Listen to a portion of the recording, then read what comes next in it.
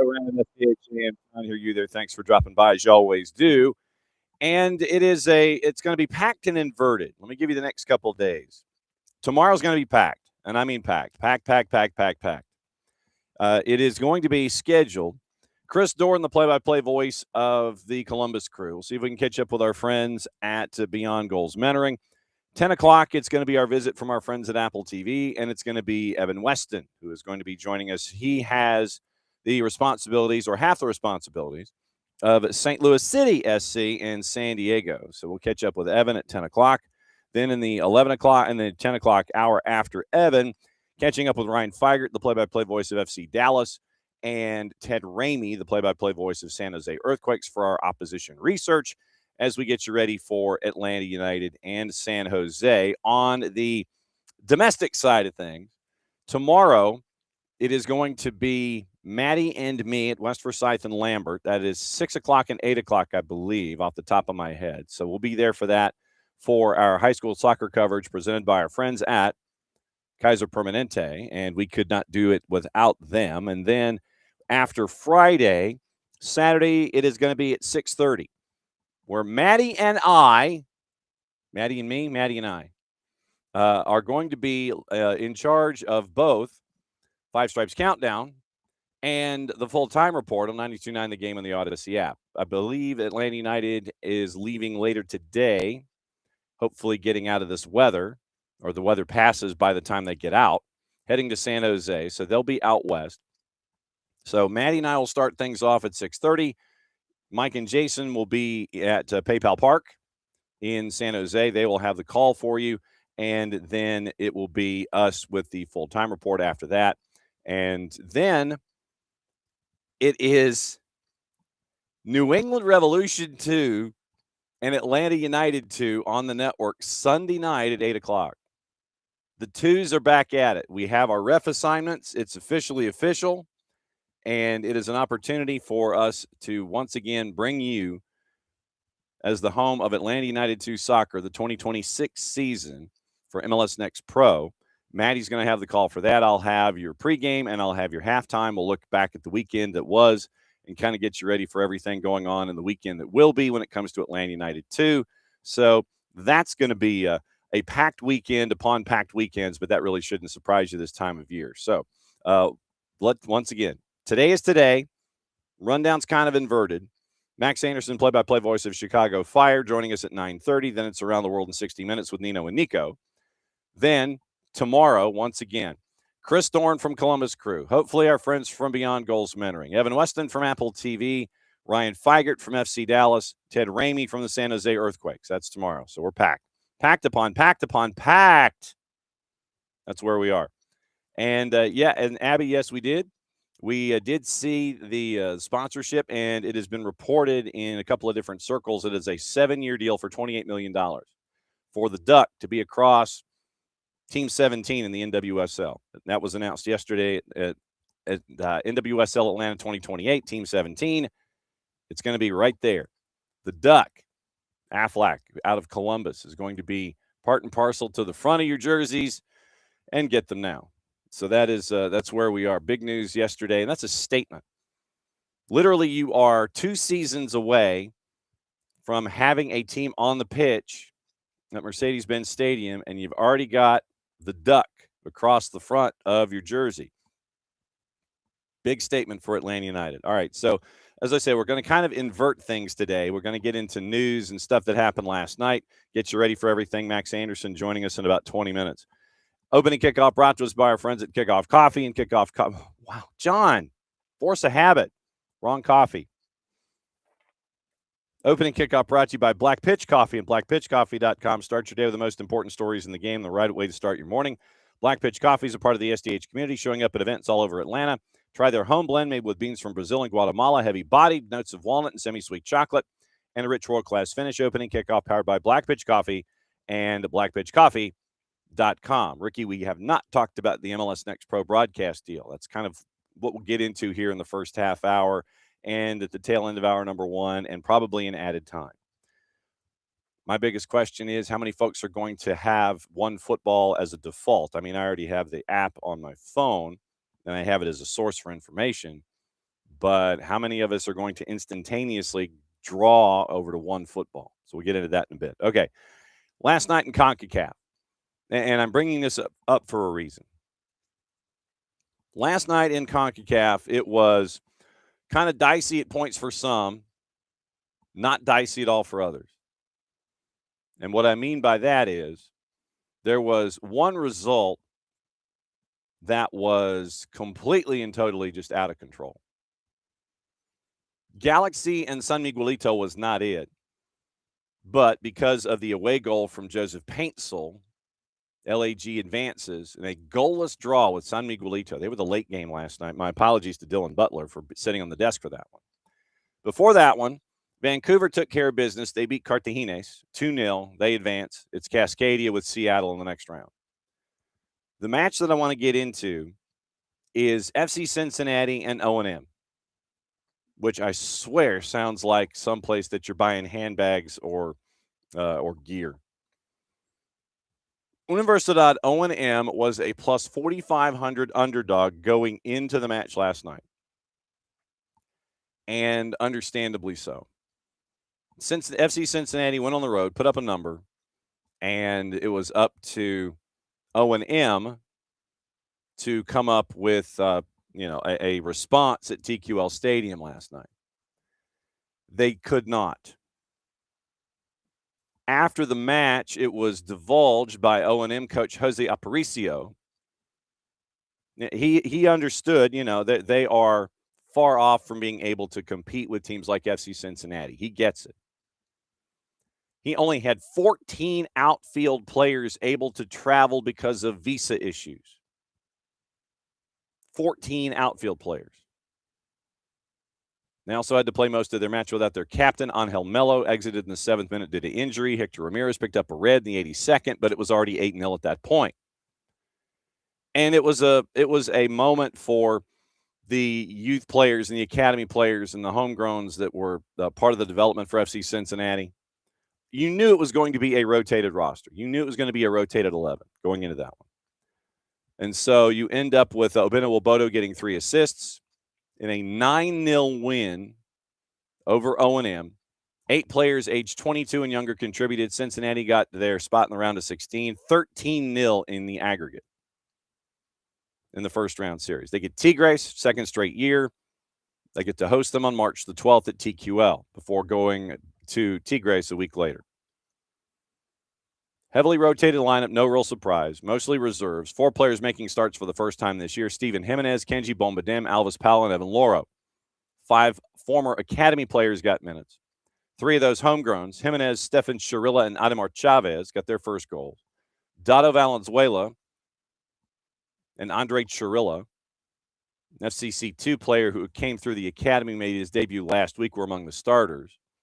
Draft picks Bombadem and Ayub Lihar from 26 got their firsts. Bombadem getting his first 2 goals for FC Cincinnati. Lihar got his club debut and got 2 assists. Obviously, Pat Noonan is going to say that, that it was pleasing with the approach and having all those young players compete.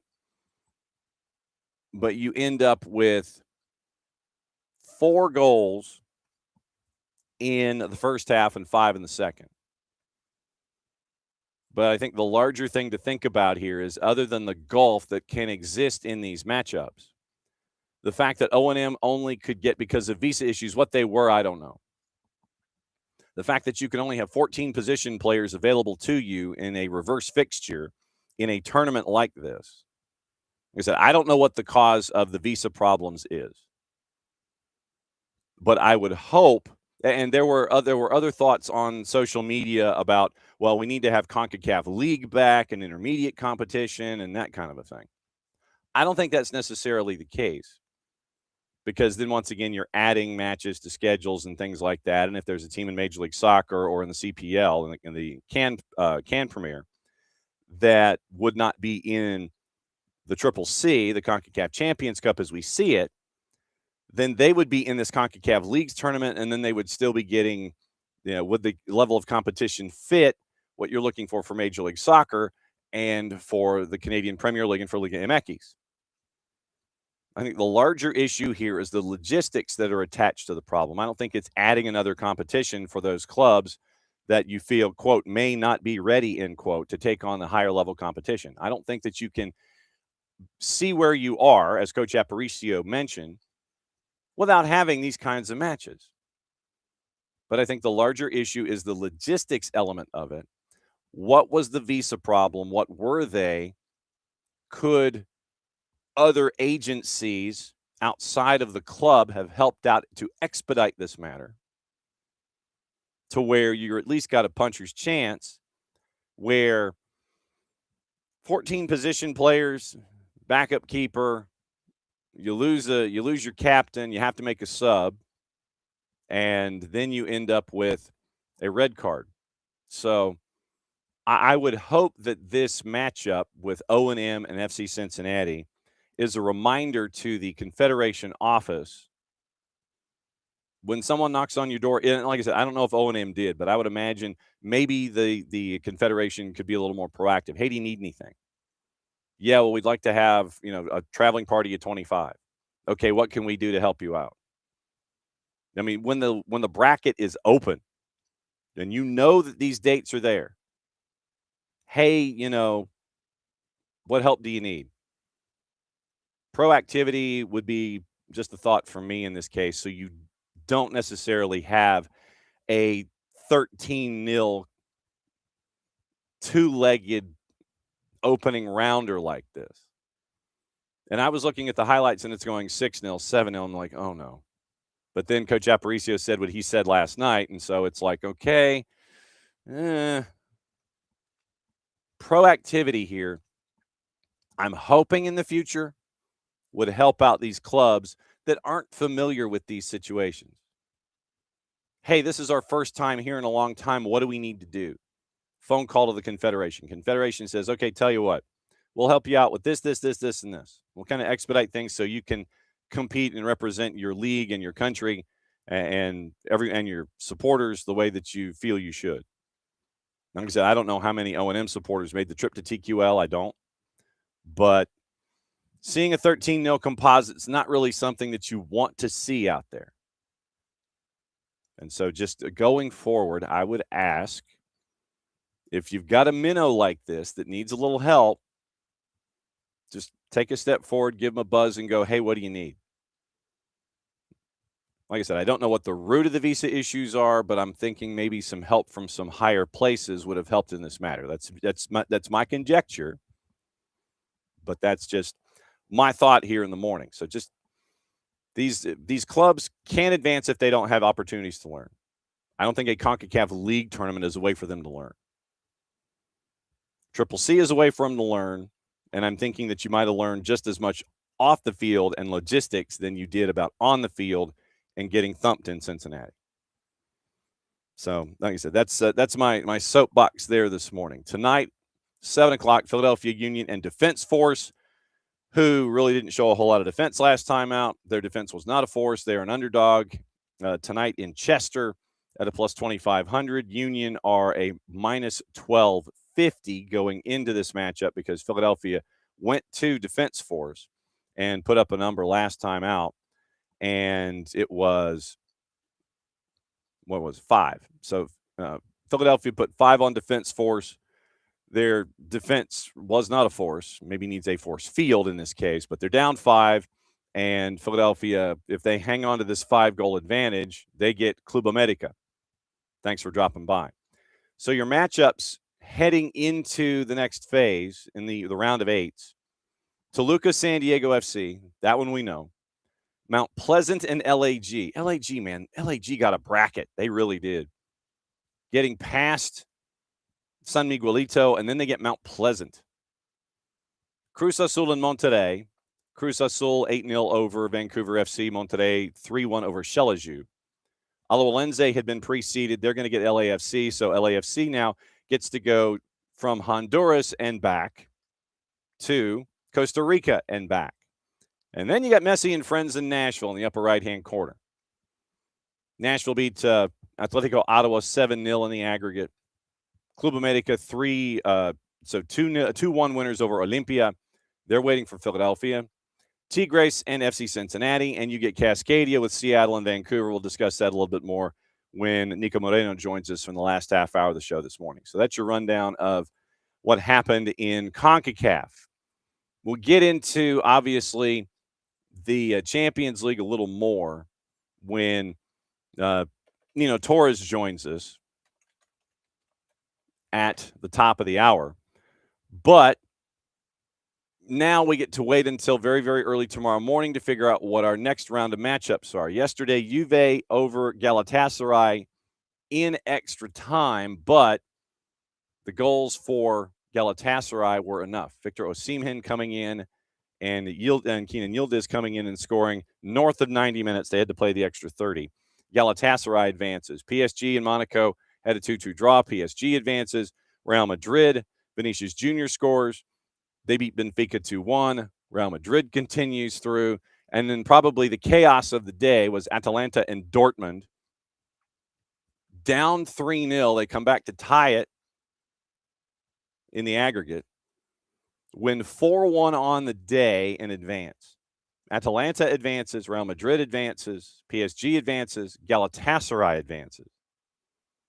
And so that's where you are with Champions League. Getting into the news, notes, and numbers for Europa, all 8 matchups are today, 12:45 and 3. Red Star and Lille. Lille favored on the road at a plus 145. Red Star plus 179. Ferencvaros and our friend Stephen Glass, they are going to be going at it with Ludogorets. And that one in the juice boxes is Ferencvaros, big favorite at a minus 164. Ludogorets on the road is a plus 450. Victoria Pilsen, even money plus 100, hosting Panathinaikos. Stuttgart, a big favorite on the road against Celtic.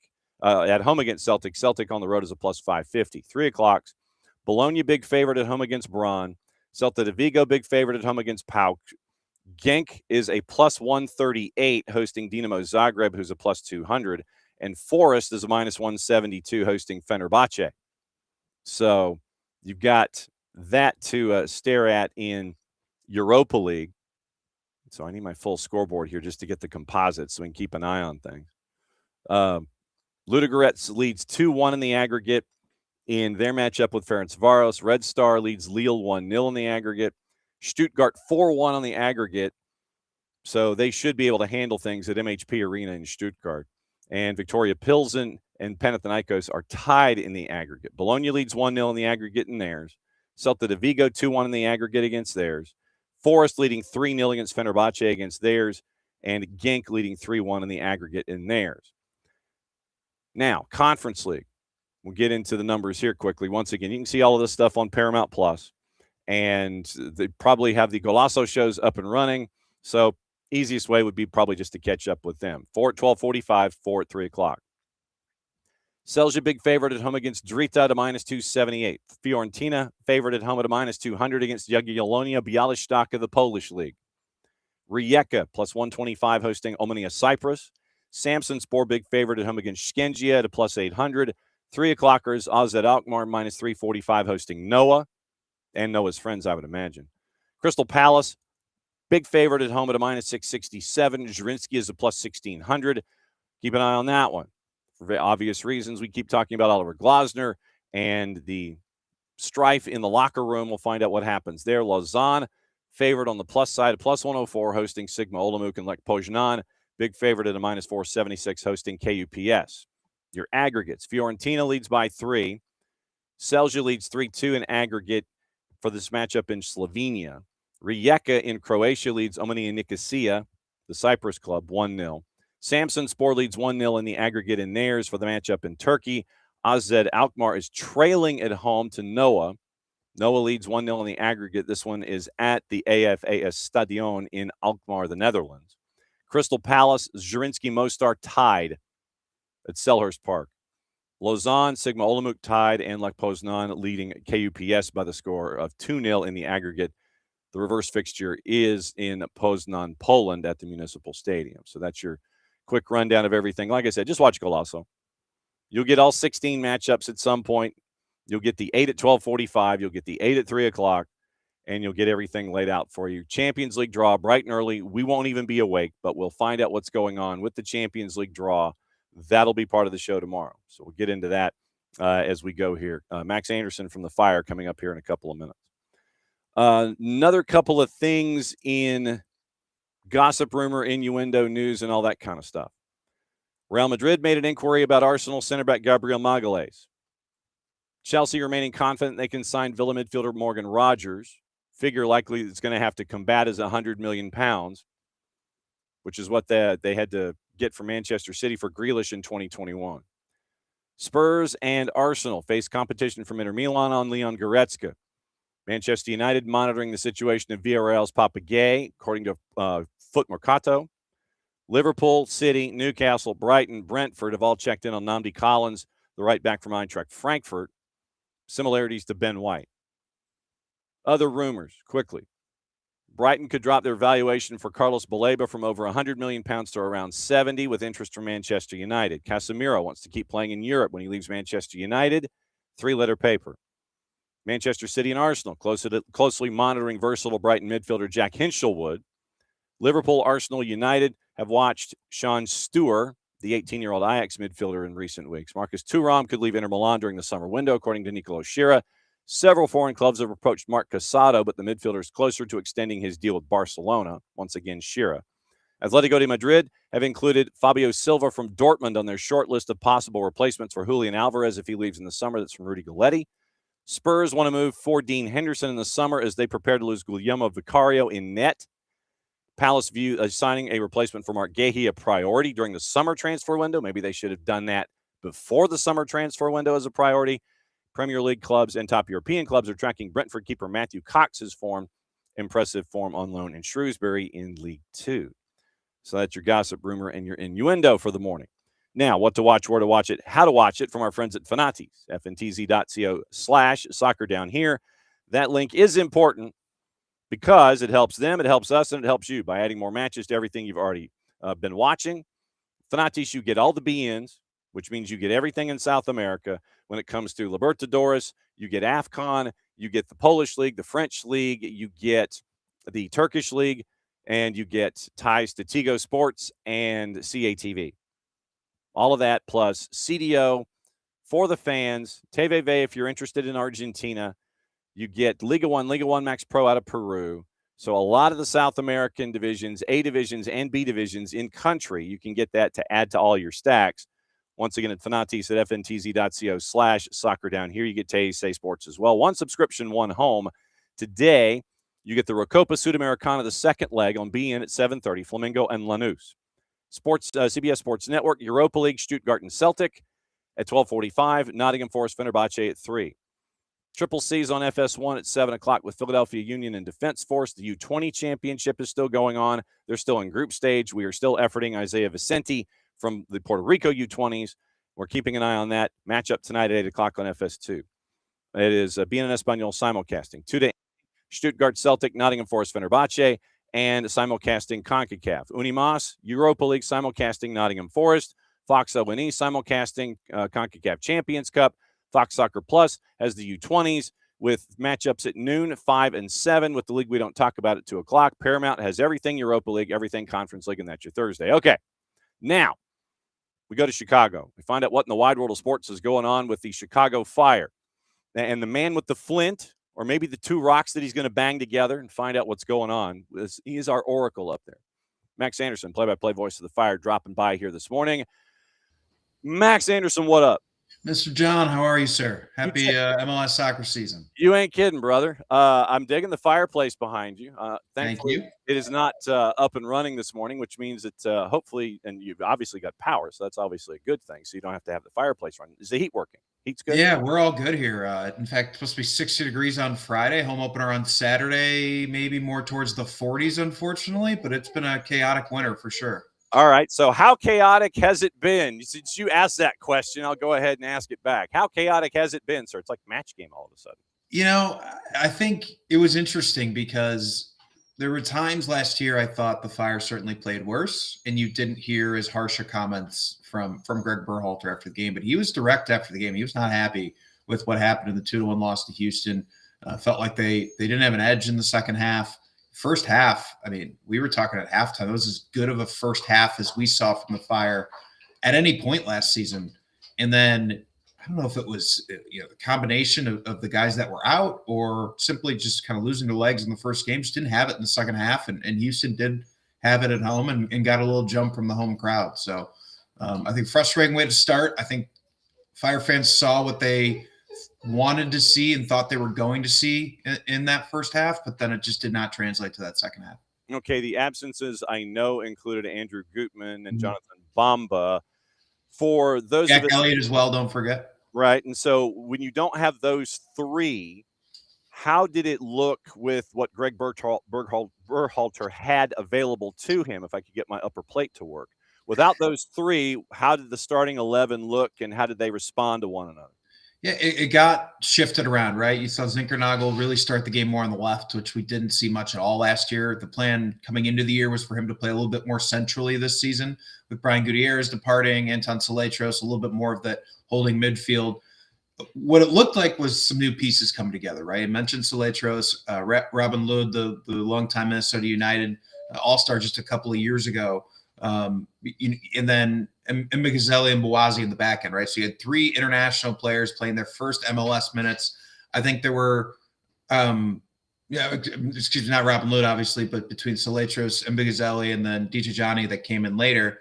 And it looked like they were still learning the ropes of the MLS. A couple of times, maybe they thought some fouls that aren't fouls in the MLS, right? They're coming from different games abroad. So there's always that adjustment period when you get players from outside the MLS getting used to each other. So I think at the end of the day, you highlighted some of the injuries. Ultimately, even Jonathan Dean, while maybe not considered a starter every game, would have been a starter in that game, and he was also out.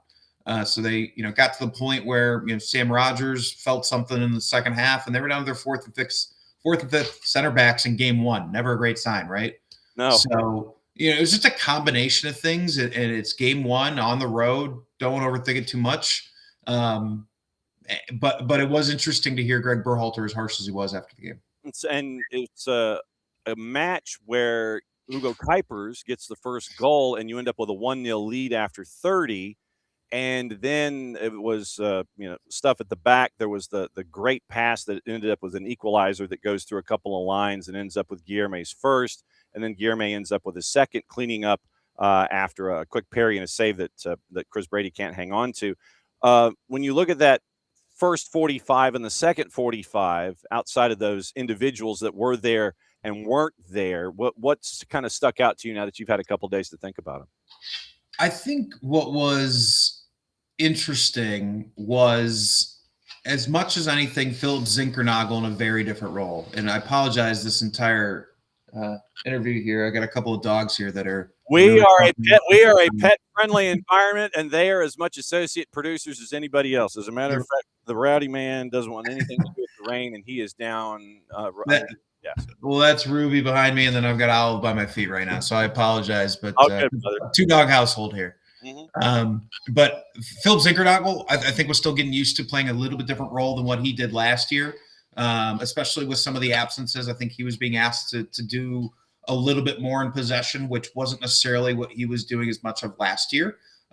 He was able to be more creative, play more off the ball. And then the combination of him and Kuipers, as we know, was lethal last year, right? 32 goals between them. It really was a potent combination. I think ultimately it was a lot of new pieces. And then, Greg talked about it in his post-game press conference. He thought, we can't come out and play average soccer and think we can win in this league because we played below average soccer. And he was blunt about it. And like I said at the open. So I think it was a good wake-up call after what was a good preseason, right? Really, really nice down in Florida and then out in Coachella. All three of the key names you mentioned, between Bamba, Jack Elliott, and Andrew Gutman, were all back at practice. I think Gutman was more limited from what I saw from reporting, but does sound like they should get some pieces back this weekend, a home opener against a still very struggling Montreal team. Yeah, we will get into that one coming up in just a sec. The new faces that came in here for 26, and some of them are logistical new faces, even though they're coming in from other places. One of the folks that has been of interest to me specifically is Jason Shukaluk. And since we are the home of the twos, we get to see, MLS Next Pro up front and center, and we get to see development and players coming up from MLS Next Pro to become MLS soccer ready. When you look at someone like Jason, what are you thinking would be a successful year for him? He lit MLS Next Pro on fire and basically just decided it's like, yep, I'm ready for my next step. What is your expectation for someone who was as prolific as he was in Next Pro now coming up to play with the first team? I think that answer really depends on what the Fire do in the summer. They still have the open DP spot. The Robert Lewandowski talk has not quieted down in any media circles. So I'm going to hedge this answer with it really depends what happens this summer. So if I get clipped here, I want that to be clear. We play full sound bites, brother. We don't clip. But what is interesting about Shukaluk is obviously his scoring prowess last year, right? Golden Boot winner, signed the first team contract. The piece I think would have been more open for him if not for Chris Mueller coming back as well. And I know the club really trusts him, and they think, and I think he'll end up playing some of that Tom Barlow chaser role a little bit later on in games. Depth also matters. Ugo Kuipers was incredibly reliable last year, but we're, year-to-year league in terms of injuries and everything. So knock on wood, he survived. So all that to say, I think there are people that are excited, and I do think he'll get some time, especially in attacking moments when they want to put more on the field early on. I think barring injuries, it's going to be tough for him to get a lot of minutes from what I've seen so far, but reports out from Coachella were that he had a really nice preseason. The coaching staff seems to really like him, and his scoring prowess is pretty well known. So he'll get his opportunities. What he does with those opportunities is going to dictate, frankly, how much more opportunities you get, because it's not wide open for him at the moment. Yeah, cause and effect. So since you mentioned Lewandowski, I'll go ahead and go down into that section of the pool. How serious? I mean, are we like serious, or is this just still kind of kicking tires on something? So, John, I'm going to disappoint your audience. I'm not that much of an insider when it comes to the sporting front office. Right. I do know some people around the team, and certainly reading kind of what's being said, it seems to be serious. Okay. Ultimately, getting somebody like Lewandowski, who still has a lot of wiggle left in his career, frankly, from what I've seen, what he's doing at Barcelona, right. It's a challenge, right? It's a long process. We saw it with De Bruyne last summer, how close the Fire got, and apparently that was very close, like very, very close. So, I know there's some familial decisions. Beyond that, I know it's a pursuit that's happening from all reporting that I've seen.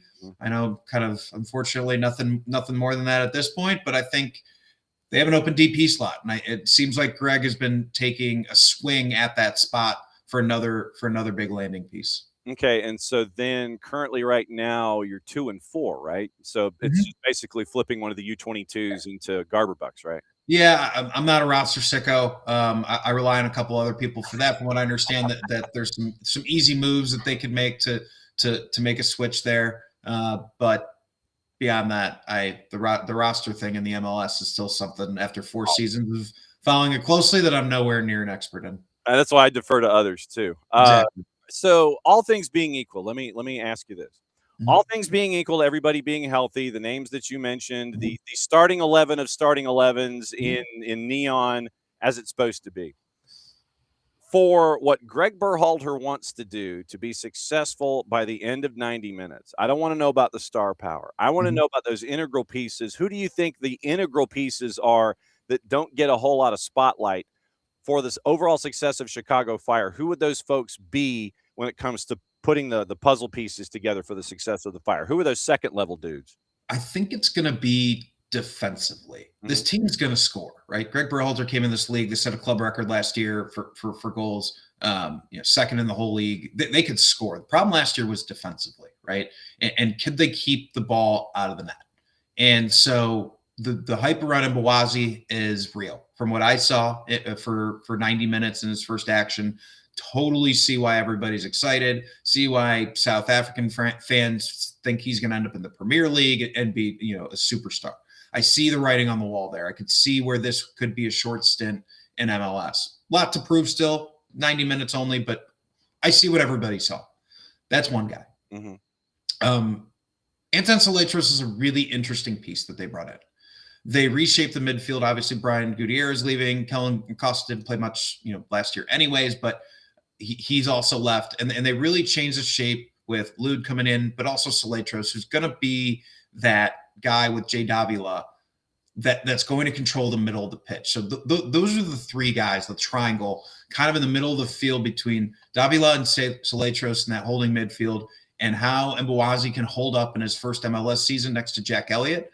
They have, like we talked about, some depth in the middle, in that middle area. Mauricio Pineda is still a fire player. They have some pieces that can play in the middle. But what those three do, Soletros, Mbawazi, and Davila, that triangle in the middle, I think is going to tell you a lot about where this Fire season can go. Okay. I do want to ask about the stadium project coming up as we go, but I want to go first to CF Montreal. And there are times when you look at them on the field, and to say that they are a dumpster fire might be insulting to dumpsters. And it's at the same time, you can't take them for granted, because they will come up and bite you if you kind of sit there and it's just like, yeah, it's CF Montreal, blah, blah, blah. When you went out to practice yesterday, what are your early vibes about Study Hall getting ready for this one on the weekend? So like you said, right, every team wins 5, 6, 7 games a season at least, right? So they are going to win games. I don't think we've ever seen a defeated MLS season. Someone can correct me, but I don't think we have. Yeah. So they're going to win games. Yeah. And they, like you said, they can beat you. And that's one of the things we talk about in the MLS all the time is, as bad as Kansas City even seems like they're going to be, and all the, restructuring they're doing, they're going to win a couple games. So to your point, you have to come in focus. You don't necessarily have that winter advantage that you should have in Chicago on a Saturday, given Montreal's coming in. But you do have an advantage, and you should be getting some guys back in your home opener. And I do expect that they'll look better. I think things will look a little bit closer to that first half for a full game after they've had a chance this week to work on some things.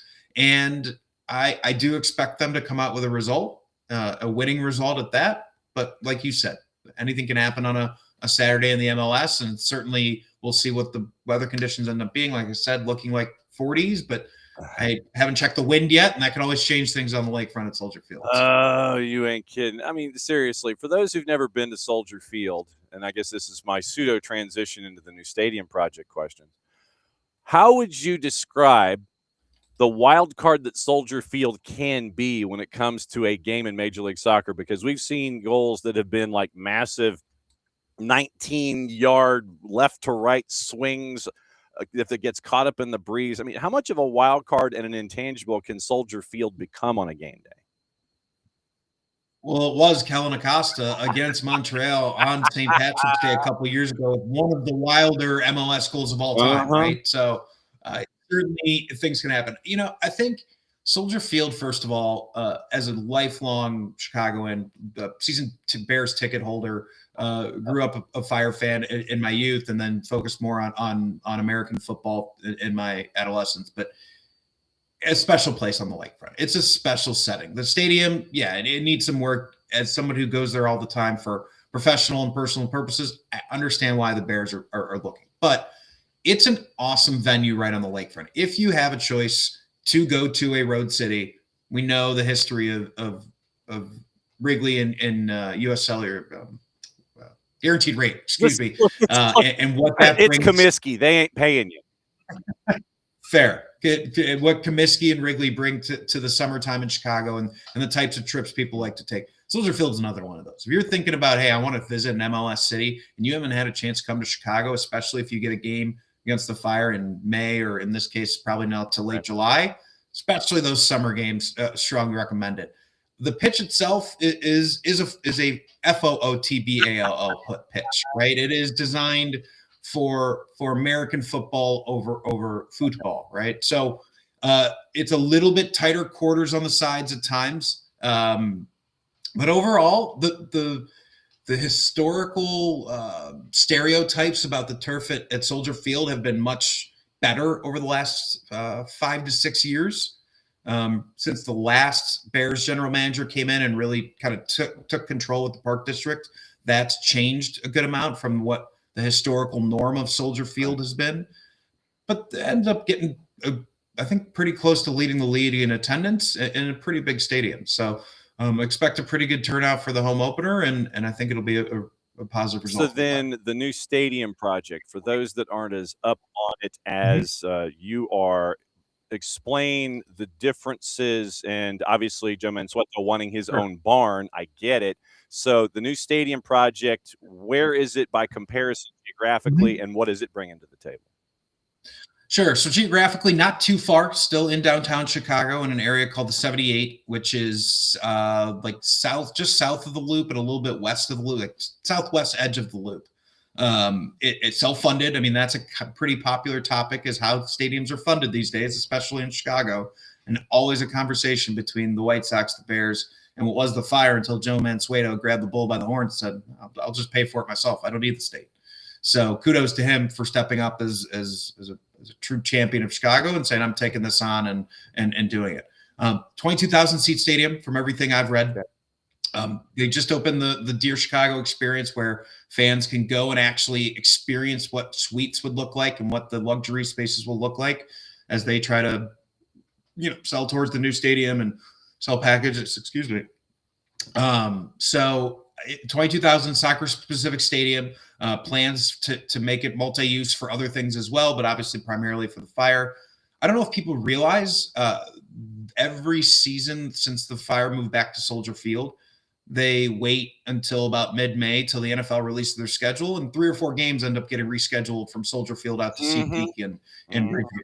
So the multitude of reasons why they wanted this to happen. And, since Joe Mansueto bought the team in 2019, he's done nothing but invest in it, from, money for DPs to this stadium project. He's really brought back, the financial engine that you need to compete in modern soccer. We're seeing it all around the league. If you're going to build these stadiums, if you're going to get the top players, you got to invest. And that's why the Fire have been in on the likes of Neymar 2 summers ago, De Bruyne this past summer, and maybe Lewandowski now from all public. I still think 22,000 is too small. That's just me. I think in this day and age, I think you've got to be closer to 30 if you're going to be getting larger soccer events and things like that, especially with how MLS is growing. I digress.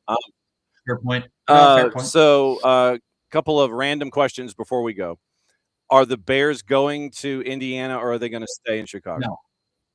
They'll be in Arlington Heights. Because, was it Hammond that was kind of sitting there and waving their hand and going, hey, you can come here and everything will be cool. I can speak more freely on this one as just a Bears fan, right? I do not think that George McCaskey's first move as patriarch of the Bears is to move the Bears to Hammond, Indiana, after his grandfather so desperately wanted to move the team back to Arlington Heights in the 70s. Never happened. They ended up doing multiple deals on the lakefront, but they've been eyeing Arlington Heights property for 2 generations to move the Bears out there. And to think that his first move as patriarch, George McCaskey, is to move the Bears out of the state of Illinois, the pride and joy of Illinois. Until shovels are breaking dirt, and even then, I'm going to say it's a head fake that they're going to Arlington Heights. Then my last question for you: best pizza place. I have a hot take on this one. Chicago pizza, I don't think is very good. Deep dish pizza is not the same thing. I don't think that's what you're asking. If that's what you're asking, Giordano's. That's what I've had my entire life. I grew up 3 blocks away from a Giordano's, and when it was pizza night, it was Giordano's. So that was my pizza. But I do love Max and Izzy's out here in Lincoln Park. But New York wins the pizza race. The people that are still fighting that Chicago has better pizza than New York, give that one up. We're the hot dog capital. We're happy to be the hot dog stand on every corner place and the overall food mecca. We don't have pizza. New York can have it. Now, broadcast plans for you, sir. If you would please cut the promo for us so we can listen to what's going on with you, not just this weekend, but every weekend. Yeah, absolutely. Appreciate it. Well, obviously on WLS 890, home of the Chicago Fire English radio broadcast, our 4th season on WLS, and home games simulcasted on Apple TV. So that's always fun. Huge change there. I don't know if that's been a topic on your show or not, John, but the opening of the paywall on Apple TV, no longer having to have the double paywall for the MLS, huge deal that got worked out. Really excited to see how that drives excitement, especially post Olympic or World Cup break. Assuming the U.S. men's national team can put up an anywhere decent performance, I think it opens up a unique opportunity for the MLS to capture some soccer fever and keep people watching MLS. So I hope they're ready to go on that front. We had 890 WLS here in Chicago, simulcasted for home games. For Fire home games, you can hear me and my new partner Joe Chats on WLS. Now wait a second. What's the name of the station again? WLS AM 890. Whoa! Wait a second. There's a certain delivery that you have to do with the call letters, isn't there? WLS AM 890. WLS. Don't you have to? Of course, you have to sing it. It's got to come from the diaphragm. That is the news side of WLS. I forgot that's in the contract. You're right, John. That's on me. As always, it's great to see you, my friend, and thanks for keeping an eye on our favorite little ball of hate, Johnny Dean from Stratford Academy. He's gonna be back this weekend. Looking all right, forward be to good. seeing We'll him. see you soon. I know that two folks either want to go out or two folks want to be fed, and then I know that you're on with your day. I fed him right before, and now it's time to go out. Be so good. Thanks. We'll see you soon. All right, there goes Max Anderson, everybody, play-by-play voice of Chicago Fire. And yes, it is WLS. You have to sing it. It's 890. You have to sing the logo. Okay. Ricky had a couple of questions specifically about Matias Galarza Fonda, however you wish to identify him, and the Cristaldo rumors. So right now, according to, and we'll go with this source, La Página Millonaria, and that is a River Plate-based publication in South America. According to them, and this is as of yesterday, obviously not getting a lot of playing time with River. According to La Página Millonaria and Nadir Hazal, arriving in the U.S., this is the subheader, has already said goodbye to River, traveled to the U.S., agreement with Atlanta United. Like I said, this is La Página Millonaria from Nadir Hazal. And this was yesterday, about the same time yesterday morning. So he has apparently said his goodbyes, if you go with this source, and is headed this way. Arriving on loan till June, obligation to buy valued at $3 million US for 50% of the pass. And once again, the condition being that he plays half the matches with the team will have ahead of the World Cup. So he's got to be in the lineup and ready to go the second he hits the ground running. And so not expected to be available, according to La Página Millonaria, until the home opener. So La Página Millonaria is saying that once again, because of the short time frame and the turnaround, not expected to be available until the third match of the season, which would be next week. Mid-2025, River had paid Tijeras a sum close to $3.5 million to acquire 70% of the pass. Argentine citizenship, didn't occupy a foreign player spot. And then Juan Carlos Portillo arrived from Cordoba. Final number of negotiations around $8.5 million US. 14 matches at River, left-footed, no goals and assists in 778 minutes. And fans apparently remember him at River for the error against Racing in the Clausura that cost them their place in the competition. So that is from La Página Millonaria. Man, it is not working for me this morning. The upper plate is kind of out to lunch. So that is what you're looking at. And it's multiple reports. Depending on sourcing and how many followers, the A-list source, if we go to La Página Millonaria, he's already said his goodbyes, allegedly, heading this way, allegedly, because of timetables, he would not be available because everybody's flying out to San Jose. Obviously, he wouldn't be in and around the roster until the home opener with RSL. So that's the note on Matias Galarza. So the Cristaldo update. Once again, this is where in these topics, it is check your sources, check your sources, check your sources, check your numbers, check your sources. And so it is Gremio and Cristaldo. Now, if you go to the likes of Fabio Vargas, who is not a tier 1 source, only just over 2,000 followers. Gremio has agreed on the contract termination with Cristaldo, free agent on the market. expected to join Atlanta United, received offers from Huracan and Racing Club in Argentina. So contract termination confirmed on Cristaldo at Gremio. Then you've got, and I'm sitting here and I'm trying to see, so it would be the Huracan variant in this. So Huracan put forward an offer to pay a portion of the remaining salary and speed up the contract termination. So it depends literally on who you're staring at. Radio Pachola, that is tied to Gremio.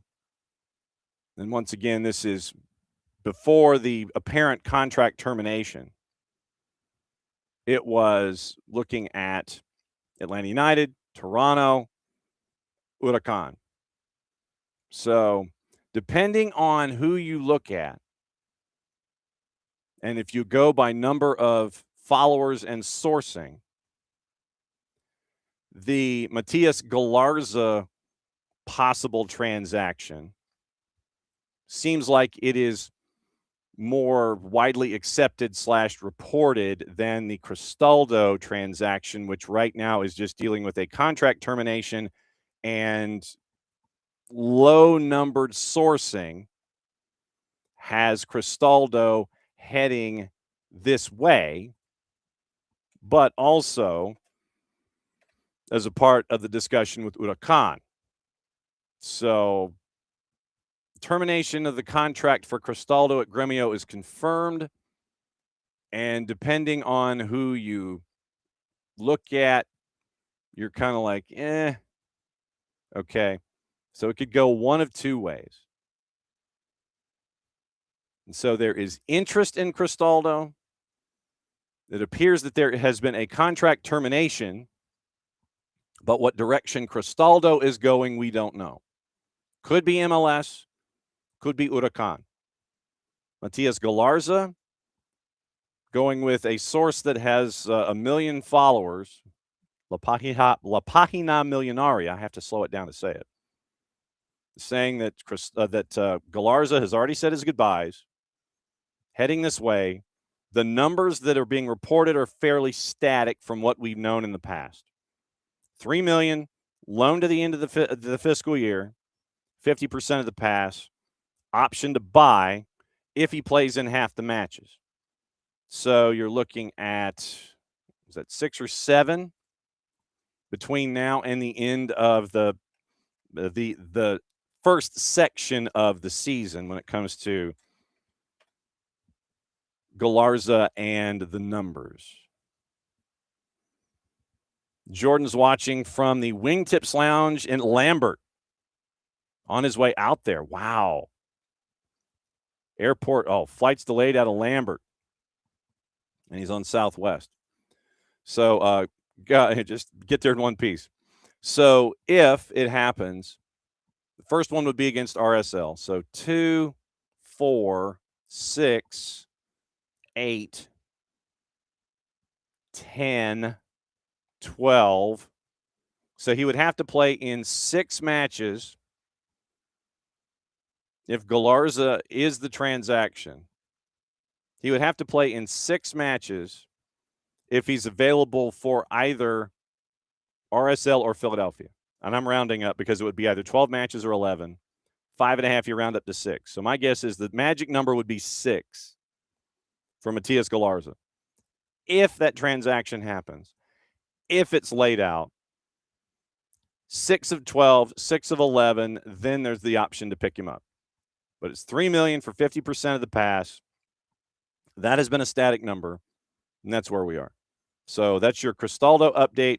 Cristaldo's kind of where Galarza looks like it has more solid footing on an entry point. So that's where we are. We'll keep an eye on that. Yeah, Jordan, just get out there safe. Okay. So before Nino Damas joins us, let me say hi to everybody this morning. And Jordan's stuck at Lambert. So good morning, Jordan. Morning, Ricky. Morning, Abby. And Timo Werner. Now, we'll get into that with Ted Ramey, and we will have Ted Ramey's interview. That will be airing tomorrow. Ted's the play-by-play voice of San Jose. 9 o'clock last night, Timo Werner came out of the concourse with his bags and his number 11 jersey. So he's officially official. Don't know how many minutes, if any, he would be available for on Saturday. Jeff Galloway. Oh, man. Michael Head reminding us about the passing of Jeff Galloway and what he meant. He was more than just a runner. What he meant to the fabric of the community on a bunch of different fronts. So, obviously, our love to everybody that's attached and knows and loves Jeff Galloway. So, keep an eye on those folks today. Morning, Ricky. Morning, Michael. Morning, Abby. And let's see. Morning, Lokeville.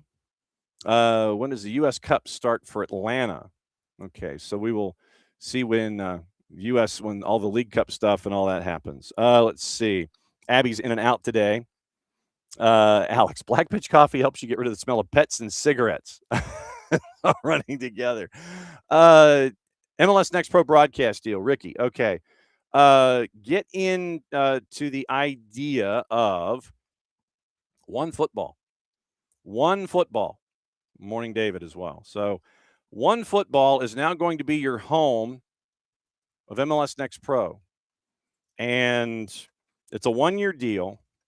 And apparently one football is going to have a boatload of stuff.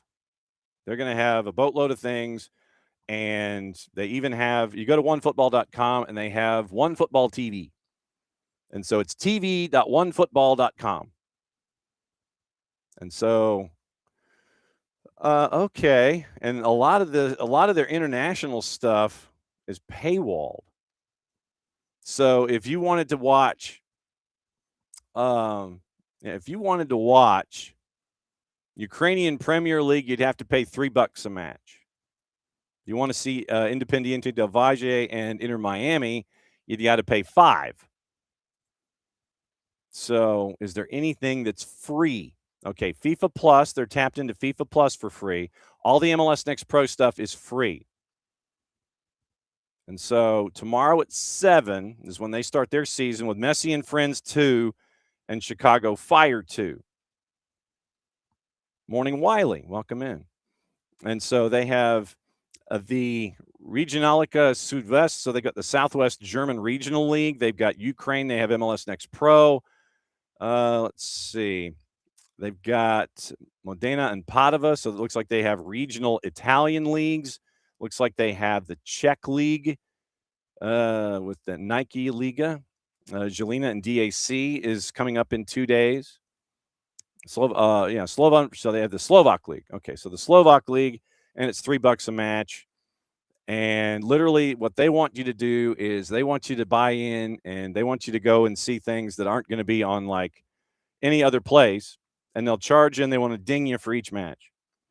AFC Women's Asian Cup on Sunday. But yes, all of the matches on MLS Next Pro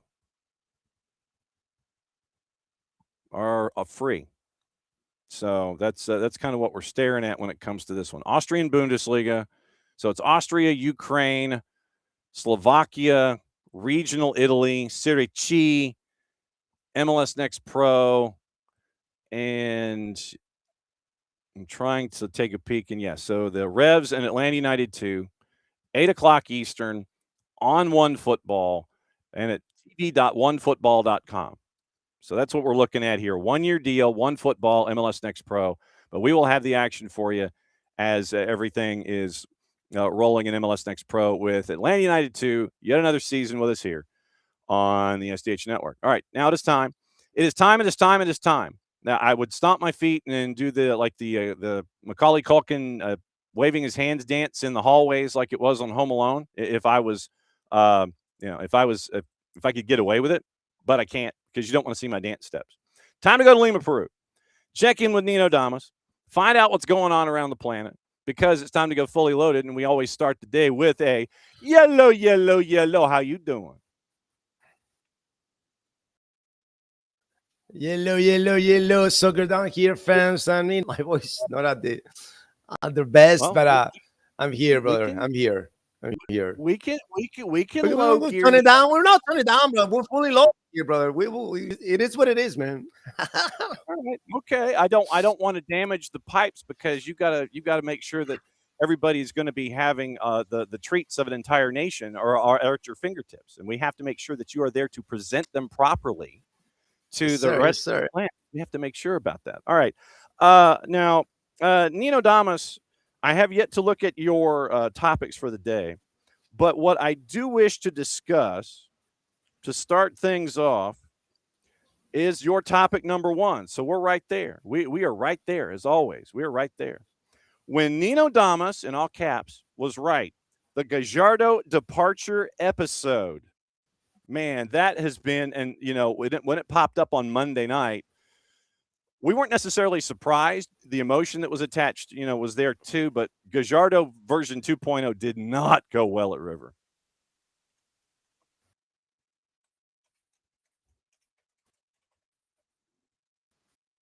It did not go well at River at all.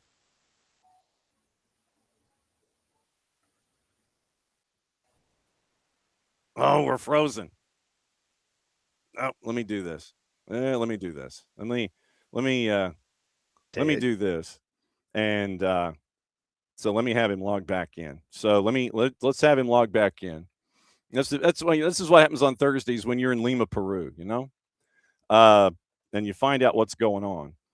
And it is one of those things. It is a lot of South America. It is Germany. It is Peru. It is Libertadores.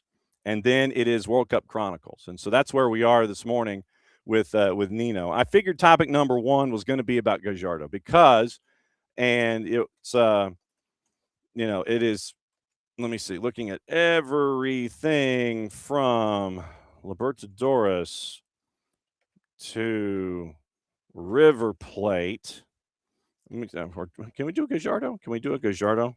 There we go. Okay, yeah, so Gallardo is one. All right, so let me bring him back in and see what's going on. Yeah. Man, Gallardo, we knew it was coming, but the Gallardo 2.0 did not go well. No, it did not.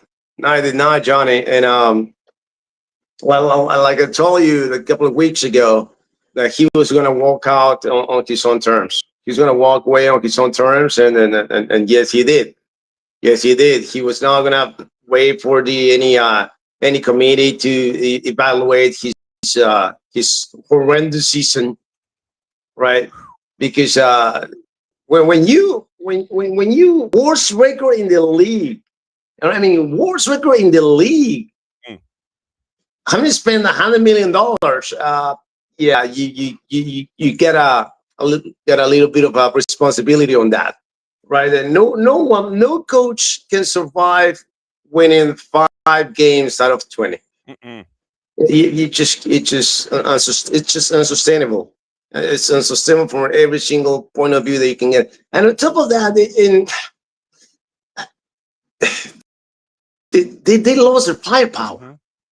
That's what it hurt the most. This River of Gallardo. You know, when your strikers haven't scored in 14 of the last 20 matches. None of your strikers score a single goal in 14 games. Oh, that kind of it hurts.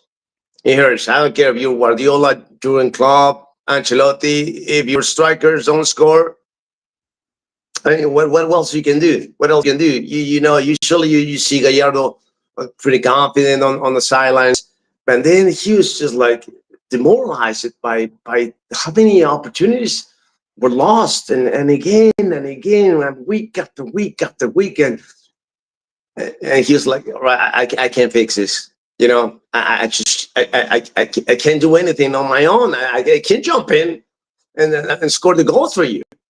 You know, and but I props to Gallardo because not many coaches do that. Not many coaches do that. You know what? They just wait for them to get fired. You know, dude, walk away. Just assume that you're not capable of switching this position, of changing the direction where the ship is going, because it's not going up, it's going down. The ship is sinking. And you just gotta say, all right, thank you for everything. I'm out of here. And this is what. Any idea on replacements? I heard Kudet was part of the discussion. Do we know who's going to be taking over?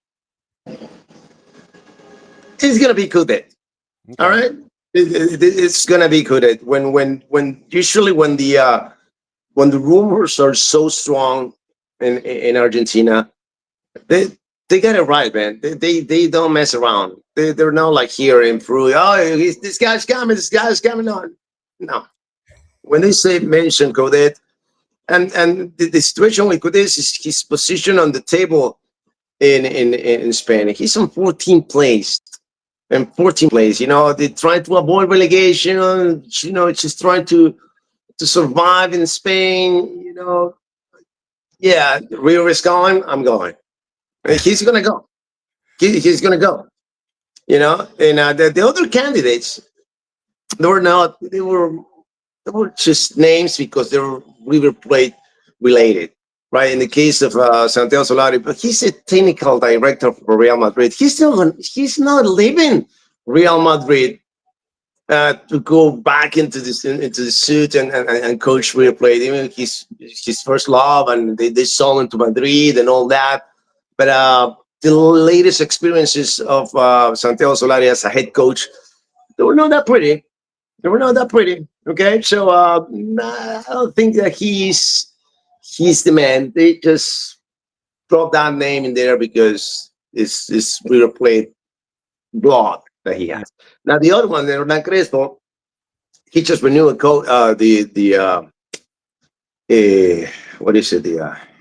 his contract with Sao Paulo until the end of the year. So yeah, he's not leaving either. Okay. He's not leaving Sao Paulo either. So he's going to stay there, and it's going to be coded. And I'm telling you, it's going to be fast. I'm telling you, next week, probably, I'm going to tell you this, next week, most likely, Codé will be landing in Buenos Aires to take over River Plate. Okay. That's my take. All right. We'll keep an eye on that. Topic number 2 of 5. Rummenigge winning again? Question mark. Yes, comma. Whining again. Oh, whining again. Oh, okay. So you're missing an H and not another N. So sorry. I forgot. I was like my fingers. He's blowing them together. Okay, so Rummenigge is whining again. Yes, and then of course in all capital letters. So why is Karl-Heinz Rummenigge whining again, sir? Do you remember we talked about this? Like he was complaining that they cannot compete with all these state clubs, that they got so much money and all that. Remember? It was like a couple of months ago. Now he's complaining because of the agents. Agents have now so much power. We cannot deal with this anymore. We already paying immoral, he said this, immoral amounts of money.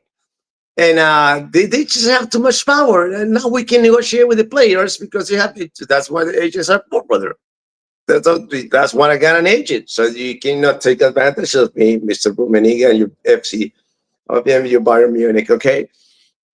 And yeah, he was complaining. We have to do something. He was calling for reform, all right? We need to reform the system and reform, evaluate the fees, what we paying to the agents, because it's way too much money. Now, when he talks about way too much money, to give an idea, Johnny, how much money the agents made in the last transfer window? Give me a number. Oh, let's see. So if we had, I'll say $350 million. You're way too low, brother. Really? Okay. 1.3 billion. Okay. Because I was going off of the number of $1 billion in transactions and not $3 billion in transactions. Then you take 30%, and that'd be, yeah. Okay. So all right. They made $13 million. 1,300. Is that right? 1,300. Right. 1.3 billion. Yeah. Yeah. 1.3 billion. So you're talking basically $4 billion in transactions, and around that they're 30%, and so that'd be about right. Yeah. Yeah. Yeah. That it's a lot of money. Yeah, but hey, It's the job, you know. Mm-hmm. That's the nature of the business. You know, the prices go up, my fees goes up. So it is what it is. Well, yeah, and then if you let the agents get to this point, then of course you're going to have the agents with all this control and getting all this money. You're going to be talking to the agents first. The agents have turned into this monolith where instead of it used to be the old days where you're talking with the player and it's a handshake and everything. Yes, the agents have become these super villains now, or these, whatever, superheroes, super villains, whatever your perspective is. And they're the ones you got to talk to. They're the intermediaries, and they're going to get their cut, man. We've seen it all the time. But yeah, getting to 1.3 billion over a 12-month period to help out their players and get their cut, I am not surprised. So and like agents, super agents, not just agents, like super agents, like Jorge Mendes, the guru in Europe. He doesn't, the way he works is he doesn't, when he sells you a player, he doesn't sell you one player. Nope. It's a package, right? I got your striker, but also got a right back, a left back, a goalie. So all together, baby, all together. You know, this is a combo. This is a happy meal for you. So this is how I sell it. This is how I operate. And the guy is just an absolute genius, man. An absolute genius. Yes. Topic number 3. Rabinal, press conferences, Peruvian soccer culture, all in the same bag. I'm so mad, man. I am so mad. All right, let me see.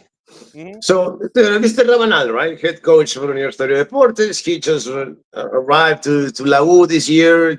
They haven't lost a game yet in the tournament, but there's some drop in performances in the second halves of the games with Universitario de Deportes. And in the latest one, he made 3-4 substitutions, and they did not perform, right? And then he came out in the press conference and said, you know what, it's all my fault. You know, I made the changes, but I cannot expect the players that are coming off the bench to decrease the performance of the team. All right, I can't accept that. You know, if I put you in, it's to perform. If I put you in, it's because I trust you. All right, this is how you're gonna. So if whoever's not ready for this to step up into the pitch and sustain the same level of the team, you better watch the games on TV. That's what he said, right? It's kind of like, it's kind of harsh, right? But it's true. It's direct. He was honest. Oh my God. He was the Antichrist. It was like the people in the media. How dare you talk how dare you talk to? Jeez, I can talk. How dare you talk like that about your players? Yes, where there's an expectation level of performance, and if you can't maintain the level of performance, you can't talk about them that way, because even though they were negative, you can't talk about them that way. But I'm their coach. I can. Well, no, you can't. You're not supposed to. But they didn't do their job. Well, then that's why I said what I said. But you can't say that. Well, why not? Because I'm the coach. But you can't say that. Yes, I can. That kind of a thing. Yeah, but only because the thing was, no, the Peruvian soccer players are not used to that. You can talk to Peruvian soccer players like this, because then they're not gonna perform well for you. They're gonna back it up, and they're gonna go against you, because you treat them like adults, like professional soccer players, man. Huh? They didn't treat them like kids. What is this? And the most horrendous part is like it's like everybody's lined up on the same thing. I'm 5% of the media that believes that this is the right thing to do, or the right thing to say. Okay. You know, but it's so mediocre, man. When I hear this, it pisses me off, man. It pisses me off because they were saying, Ravenel, you might talk to these Ecuadorian athletes that are going to be selling to Europe in the next month or so, but you can't talk to these players. Like, why? Why not? Why not? Do you want to be elite? Do you want to be elite? I mean, then this is how the elite world works. I mean, okay. Do you want to be elite or not? Not a hard question. You know, it's insane.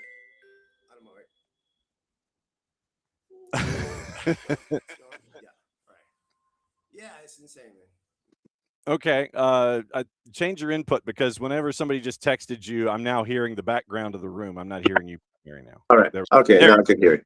There we go. There it is. Okay. Yes. And so yesterday, I was watching Libertadores, and I was looking at the matchup between Bahia and O'Higgins, which got completely and totally unhinged in the first half. And O'Higgins got the Duke in PKs, and so they are going to move on and get the winner of Deportivo Táchira and Deportes Tolima. Then you have, let's see, so Independiente Medellin has advanced. Juventud and Guarani, we're waiting for that one. That one, they get the winner of that one. Táchira Tolima gets O'Higgins. The Segunda de Mayo, great work. They lose to Sporting Cristal. Sporting Cristal gets Carabobo. Botafogo down a goal to Nacional Potosi. And we've been keeping an eye on our buddy John Texter, and I say that sarcastically. Botafogo advances, and they're going to take on Barcelona. Yeah. Who down 1-0 to Argentinos Juniors, and they come all the way back, and they get 2-0 win. So Barcelona, SC, and Botafogo is one of the round of 8. I'm looking forward to that. So you say Barcelona SC, no fancy suits required to advance in Libertadores. Please explain yourself. Yeah, you know, that's what we talked about last year about the Segundo Castillo suits, and we're not talking about the Barcelona's performances on the pitch. And this year, even though it wasn't pretty, all right, this is the Barcelona that is not the dominant sexy soccer that they used to play. They're more pragmatic now because they have they have this coach now. Forgot his name, the Venezuelan guy, man. Johnny, help me out. Pull up the coach for Barcelona. Forgot his name, man. Jesus. Okay. That's what Colts do. Cesar Farias. Farias. There you go. Farias. Farias now. He's taking over Barcelona. He's leading Barcelona. He's the kind of coach that he's not focused on the more on the form, but basically more on the results. He's a very pragmatic coach. He was a champion with Aucas after 77 years in the Liga Pro Ecuador, and now he's with Barcelona. And they went to Buenos Aires, played against Argentinos Juniors. They survived the first, I want to say, 35 minutes or so. And then the goal from Johnny Quiñones. By the way, I would love to have Johnny Quiñones in Universitario Deportes. Hey, Universitario Deportes guys, you know Johnny Quiñones? You want him? I can take you. I can take you, Johnny, to the Monumental to play for Universitario Deportes. Anyway, this is a fantastic number 8. He plays at number 6 too, and for Barcelona. They'll be ready. They'll be ready for Botafogo, and this is not the first time that the Ecuadorian teams meet up with Brazilian teams and got away with it. Not so much last time around when I predicted that Liga de Quito was going to beat Palmeiras, but no, not this time. Not this time. Preliminary rounds of the Copa Libertadores might be a different story, and I think Barcelona has a big chance against Botafogo in the next round. All right, and so we save your pipes. We now go to World Cup Chronicles, and you have written here, Maradona and Sue Carpenter, The Last Dance. What is going on here? Yes, proper hydration. Yes, what's going on here? Do you remember who was Sue Carpenter? No. I remember. I remember the Carpenters, the music group, the brother and sister. Yes, Sue Carpenter was is the name of the nurse. No, walk out Maradona out of the pitch for that anti-doping test in 1994 in Foxborough in Boston. The story is crazy, right? Because it's of course for Argentines, it's this conspiracy theory has been created by Argentines, saying that this was a setup for Maradona, right?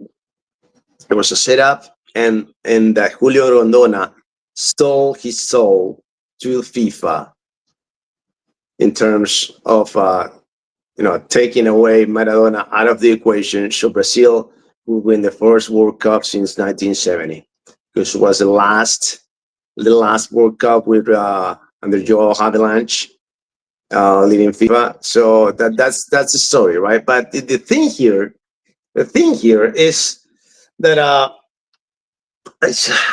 come on, Argentines, why you are so difficult? But anyway, well, why you gotta be like that? But anyway, they got the reasons. That's how they are. But anyway, so the thing is, so he got positive. He tested positive for ephedrine, right? Right. And that's what he tested positive for. So they run the first test. Okay, they notify Julio Rondona. It was like, what? Cannot be. So they run another test. They send another test to LA, and of course it went positive again. So what do we do? It cannot be. What are we gonna do? I don't know. Call somebody. Call the president. So they did call the president of Argentina, Carlos Menem. President, we have a situation here. Maradona tested positive for ephedrine. Really? What? No way. So let me call this guy. I call this guy James Church. I think it's Church. The name of this former governor in what's it, in Arkansas, or no, I don't know what was the state. Okay. Give me the president. We need to talk to the president. We need to talk to Bill. Oh wait, what? You want to talk to who? Yeah, I need to talk to Bill Clinton. From one president to another president, because Maradona tested positive for ephedrine. So then they figured out, so we're trying, while we're doing all these things, high level, connections and everything. They were wondering, what the heck happened, man? What you gave him? But you give me to go by and get the rib caps. Those rib caps, fuel, Johnny, those fat burners. Yeah. They're ripped, right? There are two kinds. One is rib fuel, and one is rib fast. Yes. Right. So that's the story is that the trainer mislabeled or mistaken, or he took the wrong one. He's supposed to get the fuel one, and he got the fast one. So the fast one has ephedrine, and the fuel doesn't have ephedrine. So this is why he gave it to him. So this is what it was. So and after that, after figuring out what it was, Julio Rondona threatened FIFA. They were going to sue FIFA for $100 million. Wow. For $100 million. Of course, it didn't take place, right? He just threatened it. But that was it. That was the amount of money that he threatened with the suit. We're going to sue you for $100 million because this is not right, and ephedrine is supposed to be over the counter, and la la la. So after that episode, ephedrine is allowed up until 150 milligrams or something. Okay. And Maradona tested positive for like 10 milligrams or something. It was just tiny amount of ephedrine on his system that tested positive, and they say, yeah, this is why. Yeah, the only way that Brazil could have won the World Cup that year is with Maradona out of the World Cup. Yep, suspended for 15 months from that point on, and Sue Ellen Carpenter is the name here with Man marking Diego Maradona after Argentina and Nigeria heading into the room, and the rest they say is history. And so that means, of course, I have to find my favorite drop and play it for you as we always do. If I can, here we go. And so here's how we wrap up another week with our man Nino Torres. Now you know the rest of the story. And there you go. That's our buddy Paul Harvey. As always, my friend, save the pipes, man. We need you. We need you. Save the pipes. That's why I tried to kind of fill in some holes when it came to our presentation today, when it came to conversations and raising voices. I will raise our voices collectively, sir. We need to keep your pipes. Oh, what you baking? Chocolate cakes, bro. Chocolate cakes this morning. We got that 3 in the oven. I mean, not 3 out of the oven already. I just got the fudge ready. So we're ready to dress up with fudge, all those cakes, and we'll get out of here and go to do the deliveries, man. Not jealous or nothing. As always, my friend, we love you very much, and we're going to gain 5 pounds vicariously through you and social media. We'll catch up with you again next week. Be safe. See you, Johnny. Take care. All right, Nino Torres with the World Cup Chronicles and Karl-Heinz Rummenigge and Libertadores. And he thinks Barcelona, Botafogo. I'm looking forward to that one. He thinks Barcelona's got a shot. We've been keeping an eye, obviously, on Botafogo with our required reading of our friend of our friend John Texter and all of his comings and goings. And so keeping an eye on all that stuff. And it's always great to catch up with our friend Nino Torres and find out what's going on in South America, get his lay of the land. And when Nino Damas was right, River Plate. Yep. And so he was fighting the cold, Nino was, when we started with soccer over there Monday night. And in the 7 o'clock hour was when Gajardo sent the note on social media. Remember, today, is a part of Picks of the Week, is his last matchup. And that is this afternoon. And when you get the opportunity, and if you have Fanatis, you can watch the LPF. But last matchup, at home, 5:30 against Bonfield. So Bonfield at River Plate, 5:30 at the Monumental. Obviously, they're a heavy favorite at a minus 196.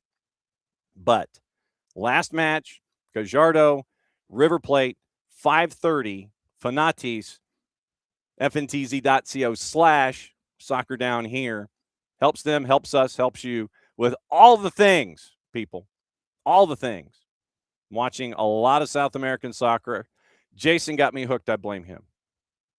So that's the rundown with Gajardo and Rummenigge and World Cup Chronicles. I never thought, wow, Sue Ellen Carpenter, wow. And I had to go back and look and follow along with all of that with Diego Maradona, all the things. Libertadores, Barcelona SC, out of Ecuador. Keep an eye out for them as we are in the quali stages. But that's always great to catch up with our friend Nino Torres and find out what is going on. So morning Knicks, morning Catalucci, and morning Wiley. And so, yeah, well, Lambert is not a great airport. I remember when I was hopscotching the country when I was in television, I forget where I think it was for the World Series or something. It might have been an all-star game. And I had to go through Lambert. And this was before the renovations and before what Lambert looks like now. This is literally like 900 years ago. So I was at Lambert, and it was late in the afternoon in the summer, which meant, much like here in the southeastern United States, you're going to get a front to come through, you're going to get the afternoon shower, and everything's going to get backed up. It did. And they didn't have enough seats in the concourses and at the gates for everyone because you had planes that were backed up, you had stuff that was going on, and it was hours of delays. And so people were lined in the hallways, sitting down, waiting for the opportunity to stand up to get into a seat to get onto a plane. It was not structured well enough for people to sit and chill and do stuff and wait for their planes in the afternoon thunderstorms. I'm hoping Lambert is different now. Jordan, you can give me the intel, but yeah, Jordan's like outdated. And did you see, by the way, before we bring in our buddy Niko Moreno, did you see the big Ten basketball coaches talk about the worst airports, the Big Ten basketball coaches, and they mentioned Hartsfield-Jackson in Atlanta. Busiest airport in the world they thought was the worst airport that they have to go through. DFW got some. O'Hare got some. Atlanta's Hartsfield-Jackson got like 4 votes from the coaches in the B1G. Wouldn't surprise me if those coaches' faces were kind of like in the post office, where you have the America's Most Wanted. Those coaches' faces are up at every gate now. Oh, Mr. So-and-so. Oh, I'm sorry about you. I'm sorry about your luggage. No, your plane left 15 minutes ago. One of those kind of things. Wouldn't surprise me if their faces were up at every check-in gate at Hartsfield-Jackson going forward. Those coaches from the B1G that said Hartsfield-Jackson was the worst airport in the country. Okay, I digress. Last half hour before we go into added time to talk about things and update what's going on. We go from Peru to Seattle. How many shows can do that? Today, we've gone from Atlanta to Chicago to Lima to Seattle. That means we bring in our buddy Niko Moreno from Pulso Sports and Sounder at Heart. What cup of coffee are you on, sir? Cup number 2. What's going on, everybody? Happy to be on, of course. Yes, not as tired as I am other mornings. I did have to see a couple of CCC games there late, but maybe it's because my wife made me get up at 4:30 to go to the gym, but I'm feeling all right. To get up at 4:30 to go to the gym, did you go with the boss or did you have to go independently and she was just making sure that you got short sheeted and she was pulling the sheets off for you to go? Oh, absolutely not. If she doesn't get up, I don't get up. Every time that alarm clocks, I kind of hope that she just goes back to bed, but she did not today. Okay. In hour number 1, I went through the matchups from last night. LAG survived, basically. It was the away goal from Paintsville that was the difference, so they advance. And they've got a great bracket. I don't care what anybody says. They've got Mount Pleasant coming up next. Then you end up with Vancouver taking care of business. They TCB'd their way through. They got rid of Cartagenas. But I spent some time in the early part of the show for opening kickoff having to do with FC Cincinnati and O&M. And you look at the scoreline after the 2 legs, and it was 13-0. 9-0 last night. A lot of academy kids got reps. A lot of the younger players got reps for FC Cincinnati. Understandably so, that you were in control of that match. And after the match was over, the O&M coach admitted that he only had 14 position players available to him because of visa issues. And I think it's safe to say that that contributed to what we were looking at last night. And I'm hoping that that is kind of a signal to the powers that be for these clubs that are coming in and playing these grandes in the tournament. Give them as much help as you can so you don't have visa issues, so they've at least got a full bench and a fair shot, because you never know what's going to happen if you've got that full bench and a fair shot. I just, when Coach Aparicio came on after the match and he was like, yeah, I only had 14 position players. I'm like, with visa issues that were the problems getting into the country, I'm like, okay, that's where they need help in this situation. I hope that this is something that they can put on the wall as CONCACAF and go, okay, younger club, they need help. How can we help them going forward so you don't continue to have 2 legs like we had with Cincinnati and O&M? Thank you for bringing that up, John, because I continue to see some comments that to me are not beneficial to the growth of MLS, the growth of soccer in the area in CONCACAF, because I continue to hear, oh, these teams that they're not even pro teams. This is why MLS needs to start to just work directly with CONMEBOL and go to Copa Libertadores. Hey, let's slow it down. Let's continue to grow the region. Let's make sure that at least we figure out where visas for teams to play the tournament to be at their best of their capacity. Let's make sure that the fields that this games are being played on are up to the standard. Let's do all those things. Let's continue to grow a CONCACAF region that I think has gotten a lot better as time has gone on. I can think of 10, 15 years ago where CONCACAF was a joke in the sense of even MLS was not taken seriously. Even Liga MX teams were not taken seriously, at least by South American standards, right? So thank you for bringing that up. I do think that has to be a point of emphasis for the conference to get better, and all of these small teams that are trying to develop with no infrastructure, barely little money and help from the government and their own domestic leagues. The Salvadorian league. I mean, obviously the Dominican Republic it's even at a lesser. They have even a bigger disadvantage than others, but even the Tico League, the Panamanian League, all these leagues they're trying to keep up. It's difficult because they don't have the infrastructure and the money that a league like MLS does. That's why I laugh. I laugh so many times when I hear people talk about, oh, well, MLS should be even better than they are now, and I don't understand why MLS isn't at a better, bigger moment. Look how young the league is and look at where they are, and I think that you would be kind of glad and learn that it's not easy to be where MLS is at this early in the fruition of the league in general. So yes, I hope that is the case. There were some really bad games, and this was one of them. But look, you saw the LA Galaxy game. That was a game that they struggle, and maybe it's more of an indictment of where LA Galaxy's at.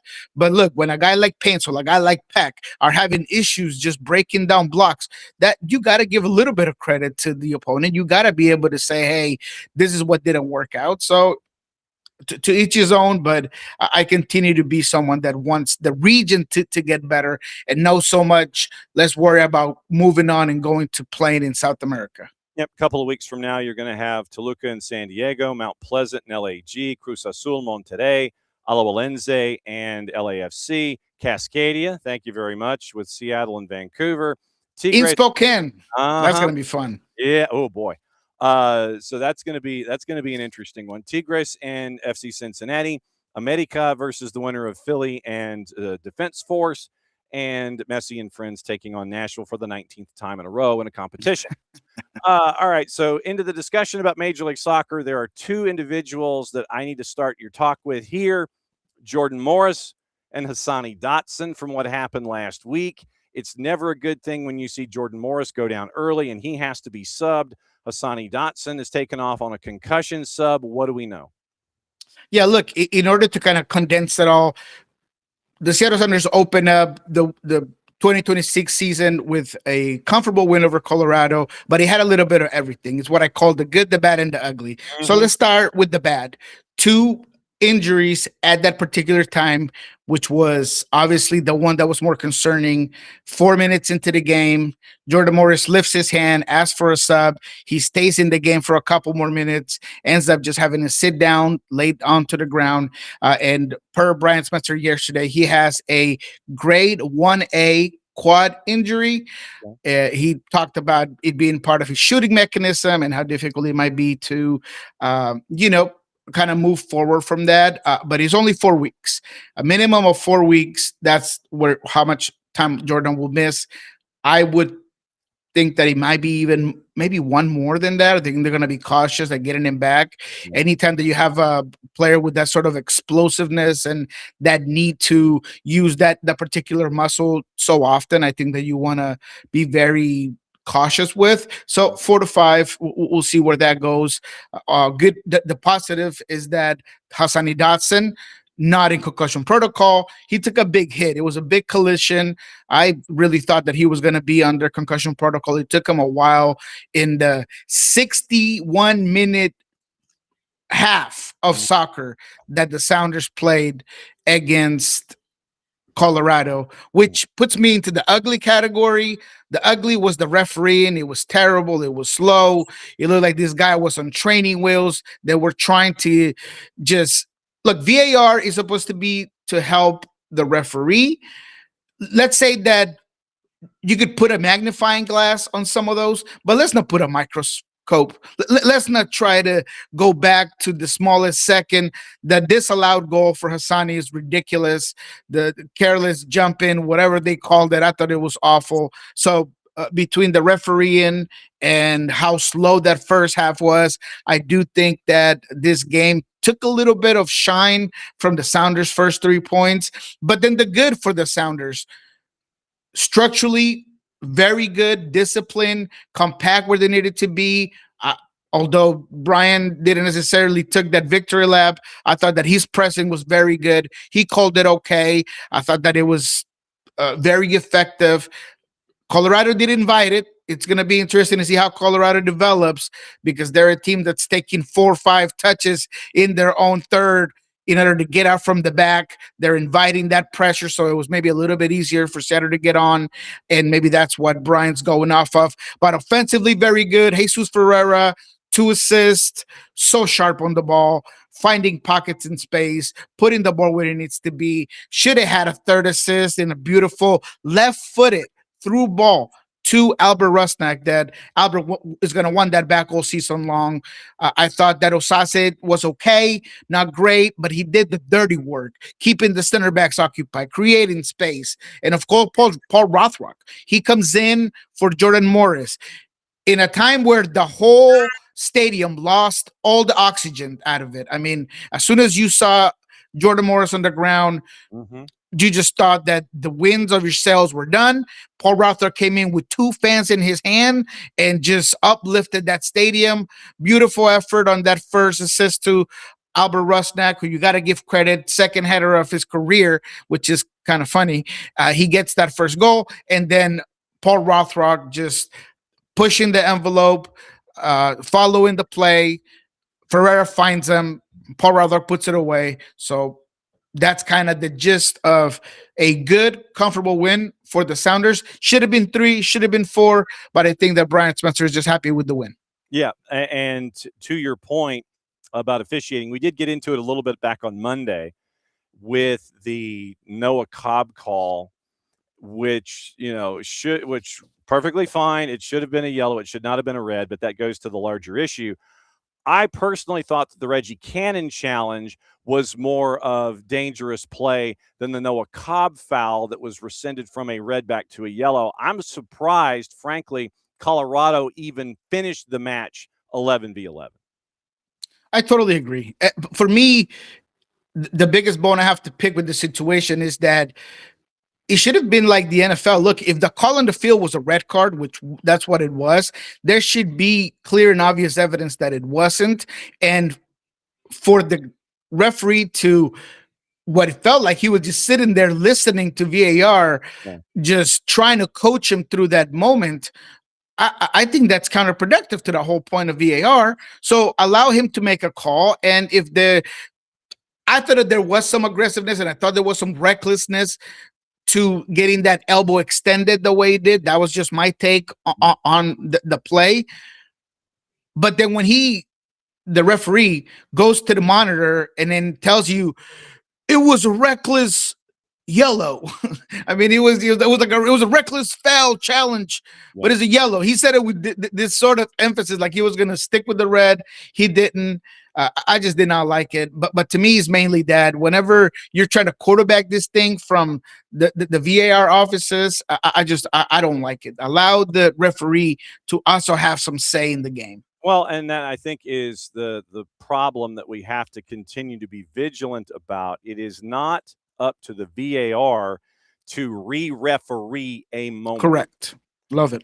And with VAR, you are there as last time I checked, the A means assistant, video assistant referee. It is not just VR.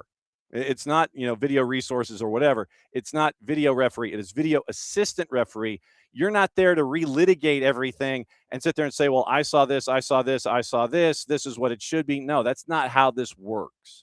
You are there as an adjunct. You're there as eyes in the sky to walk through, hey, you might have missed something, but not to convince you to flip your original call if there isn't, if you're not having to sit there and go frame by frame and go Zapruder film and try and find something which might not be there and relitigate and re-referee. That's the larger issue that we've seen, sadly, too much in the last couple of years in Major League Soccer, and I think we just have to continue to be vigilant about that kind of stuff. Absolutely, because look, if the referee thought it was such a bad foul to not just give the red, but to stop a potential offensive opportunity for Seattle because the ball got over. Osase was with the ball, getting ready to take all the space in the world, and he cuts the play, right? There's no advantage. If it was a yellow and he didn't think it was so egregious, you would have let the play run, and then maybe later you come back and you give the yellow. But that's not what happened here. He immediately stopped it because he thought it was so egregious, and then you made the referee look like a fool by, like you said, re-refereeing from VAR. So absolute botch job from the referee throughout the whole game. A couple of other games out west I want to get your thoughts on before we head into the weekend of match day number 2. San Jose and Sporting. San Jose puts 3 on the board in unsuspecting ways. Sporting, I think it's going to be a long year. And then Messi and friends go to the as we call it in Southern California, the LA Mausoleum, the Memorial Coliseum, and lose 3-0 to LAFC. And then Denny Bwanga, a couple of days ago, signs a contract extension through 28-29, I believe. So he's going to be there for a while. When you look at those 2 matches, what sticks in your head? Let's slow down with San Jose. It was Sporting Kansas City. It wasn't great. Look, Niko Shaqiri, he was phenomenal. He was good. I think it's going to be fun to watch him. But again, this was against Sporting Kansas City. 2 of those goals come from a center back, set pieces. You could tell me whatever you want about this San Jose roster. It's not good. It does have that Bruce Arena, obviously, coaching tree, and they're disciplined, and they're going to be taking advantage of set pieces and things of that nature. But you can't tell me that you saw that game and thought, San Jose is going to be pretty good this season. And if you are, then I just don't know what to tell you. Timo Werner is going to bring that level up, sure, but I still do not see enough from San Jose to think that Timo Werner is going to be able to have a bigger impact when you're the only guy up there. Judd gets his goal. Again, I've said really good things about Judd, but he is an average attacker at best in MLS. So let's just pump the brakes there a little bit. At least they were disciplined. I thought Daniel was good on goal. I think this is more an indictment on how poor, how terrible the West Conference biggest loser of the offseason, Sporting Kansas City, looked in this game. And then when it came to Miami and LAFC, we hit it right. I told you so. I thought that LAFC. Fort Lauderdale police were the messy cops. Messy cops. Look at that. As soon as I'm talking about Miami, people, come on now. This is the powers. The powers at work here. You will not keep me quiet. You will not keep me quiet. Look, I think a lot of people need to be writing an apology letter to Mark Dos Santos. And I know a lot of them are going to talk about this team is just that good. They're going to minimize what he did. But I thought that, look, with Andy Rose as part of that assistant staff grouping, I look at what the Sounders did to expose Miami last year. Mm-hmm. This year is a different team. I understand it. It's new. A lot of people were telling me, "Hey, this is that rebuild team, and new defenders and new attackers and all of these things." But I just thought LAFC was dominant. People keep dogging on St. Clair. I think he stopped 2 clear chances in that first half. Otherwise, he's 3-0 at halftime. So yes, he had that boo-boo where he comes out. I don't know what he was thinking. Lost his head trying to be Earl Thomas or something like that out there in the middle of the field. Was weird. But regardless of, the reality is that Miami's going to have the same defensive issues as last season. Mikhail is going to, I think, at some point figure it out, get it together. Everybody wants to dog on Ian Frey. Look, everybody's going to have a hard time with Denny Bwanga. He's a problem. He's a guy that deservingly just got that extension because he has been an X factor for LAFC the entire time. So I just think this is an LAFC team that's going to be very good, very well coached. They're going to continue to get better. And Inter Miami is going to find themselves in a lot of situations where they're going to get the best out of every team. Good, bad, whatever. They're going to get the best out of every single team. And they should know that. We talked about it. Big target on your back. Get ready to bring it every game. Yep, and it's going to be interesting to see how these new faces continue to integrate for the team in pink. All right, let's get into cliffhanger, and we will roll through the matches, and you just start talking about one when I sit there and blow through it. And obviously, this will be our first tour through the juice boxes on the whole for the week. And we'll go through them again tomorrow in our Stacked, Packed, and Rack show that includes Ted Ramey, the play-by-play voice of San Jose, because of the team that's playing San Jose this weekend. Chicago and Montreal, we had our friend Max Anderson come on early. Chicago, big favorite, no real surprise. Red Bulls and Revs. Red Bulls favored once again, no surprise considering what we saw from the Revs this past weekend against Nashville.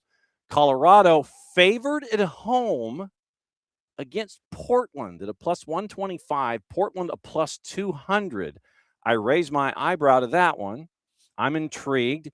Minnesota United with FC Cincinnati. FC Cincinnati got to rest a lot of folks. They are a 220 dog at Minnesota, which I find. Well, let's do Colorado. First of all, as I try to figure out why they're a plus 200, I would like the compos on that, but I'm taking that all day, every day. Look, Colorado looked like a medium rare steak that you had to ask the chef to just put back just for a couple more minutes. It's just not done. It's not done. They had difficulties getting out of the back. I talked to Josh Atencio after the game. He looked frustrated. He kind of mentioned that midfield from the Sounders got the best of them. If anything, Portland has a never ageless Diego Chara that we have to applaud. 400 games. The guy is a legend. Running down a player in the 87th minute in his 16th season to stop a potential scoring play, start the play basically for the winner, the game winner for Portland.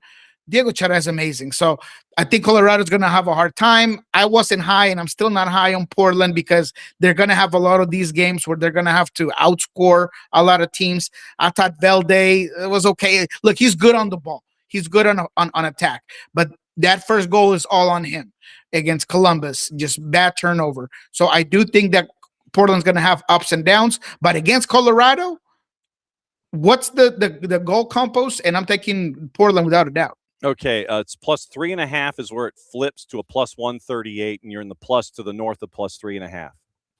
Look, I'll just do it. I think 3.5 for this Portland team. It's very easy to get, plus the win. Give me both.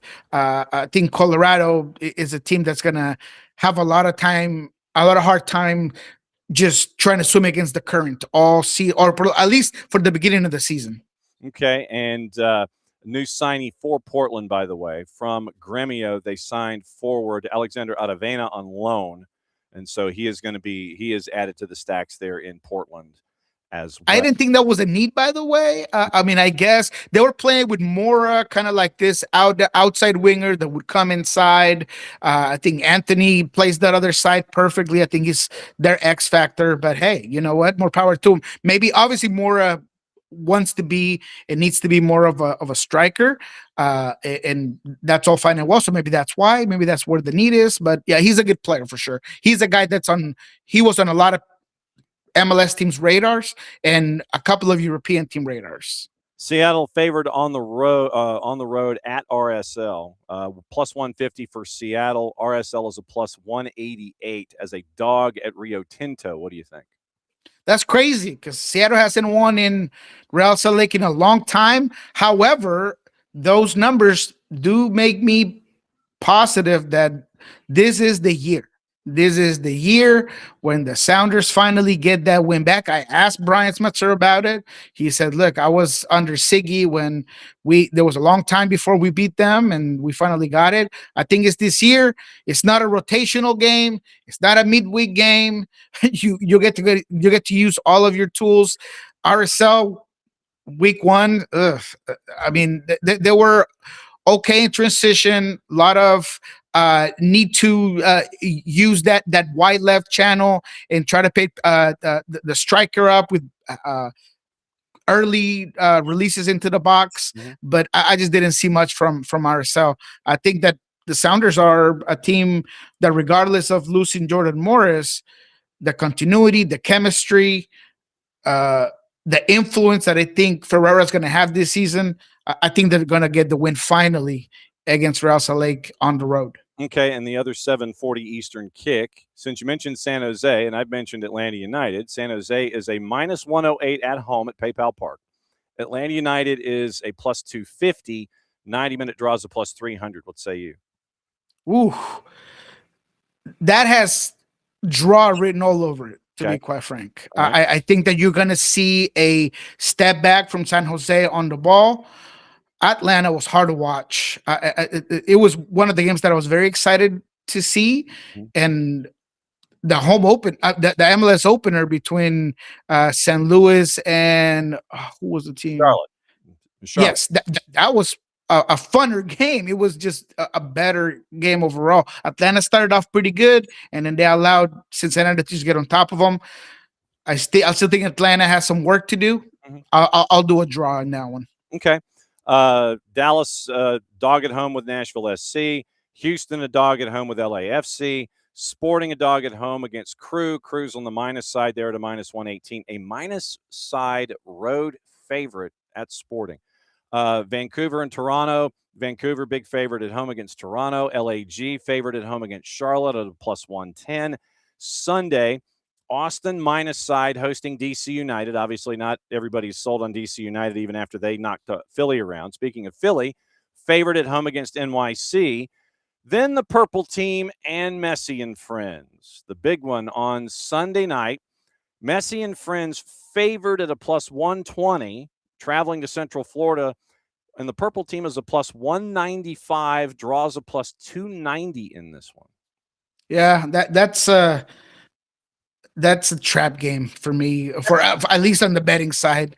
I think Orlando was bad. I think that they have been shaky all preseason. I think defensively they just struggled on the attack.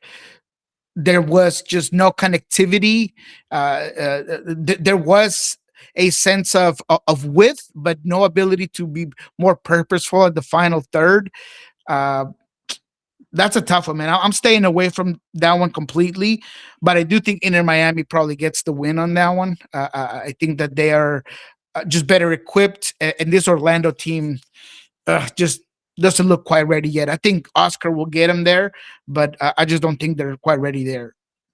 And then last match on the board on Sunday, San Diego FC. They are a minus side favorite at home. No real surprise, once again, considering the number that they put up against CF Montreal. St. Louis City is a big underdog at a plus 400. San Diego gets the opportunity to get two on the plus side out of the blocks and have 6 points in their first two. Yeah, I think they'll get the win, but I think it's going to be difficult. I think that St. Louis is really going to challenge them. Look, I like the ball movement from St. Louis. I like the intensity. Their press is really good. I was very surprised. And look, I know that Charlotte has issues of their own, but I think St. Louis was the better team over the 90 minutes. And a lot of it had to do in the way they just carried the ball, the way they defended,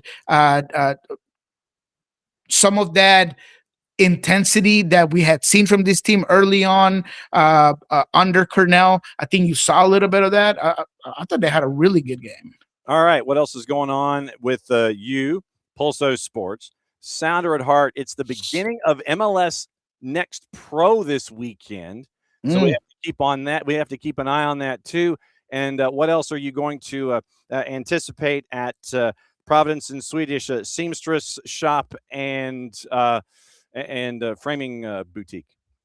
Well, we're just like synchronizing like Kobe and Shaq. You just throw it the alley-oop. Because I'm glad that you brought up the MLS is back and all of that, because we're going to get to talk to Joe Paulo, new head coach, assistant head coach for Tacoma Defiance.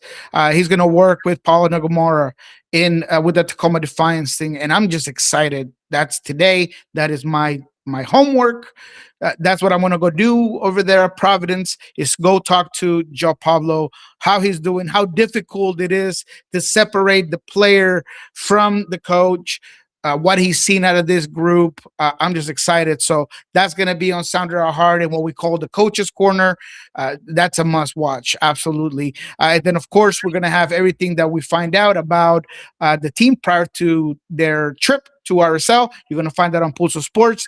Of course, do not forget to listen to What We Learned This Week with Jeremiah Oshan, as well as Under Our Heart. You can find that in the Under Our Heart podcast network as well. And then on Monday, we'll break down the week that was. We'll talk about the Sounders, see if they did get that win at RSL on Loving Scorchers kickoff with Ari Lillenwall. And I think that's all I got. That's plenty, man. We will catch up with you again this time next week. As always, enjoy your second cup of coffee. Love you very much. We'll see you again this time in 7 days. Be good. Appreciate you guys. Good luck to Atlanta, guys. Yes. Lots of love to y'all. Yes. And so there he goes with the second cup of coffee. And there goes our buddy Niko Moreno. And he just like pounded that second cup of coffee. He's heading like to cup number 3. I mean, the man had to survive the messy cops in that segment. Messy cops. He starts talking about the team in pink, and the messy cops dumped him.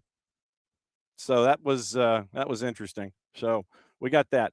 Just so you know, NWSL has released all of their secondary and third kits, the alternate kits for this season, and they are now out. And we may take a look at them and see what we think heading into tomorrow, and we may give you the overarching look at the new kits. Really looking forward to that. Each team has posted their own stills. Let me see if the NWSL has it, and so I can get them all in one place. Just to have them all in one place. Where are they? Okay, so we have, and I need to zoom in on these things. I really need to zoom in on them. Angel City. If you just make sure that if you have, if you're, they're alphabetical. Okay, so that will help out. So Angel City looks kind of cool, and I wish I could zoom in on these so we could flip the photo, but take my word for it. This is what I think early rounds, and we can always disagree and talk about it tomorrow. Angel City, it's one of those, you remember like in the old Batman cartoons where, you'd have the spinning wheel and it would have the almost the color form that makes you dizzy. That's kind of what looked like what Angel City does. I dig it. It's just different.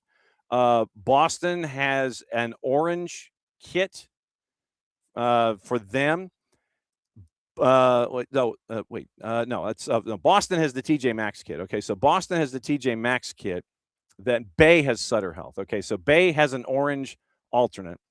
Boston has a color splashed black jersey that has yellow, green, and pink.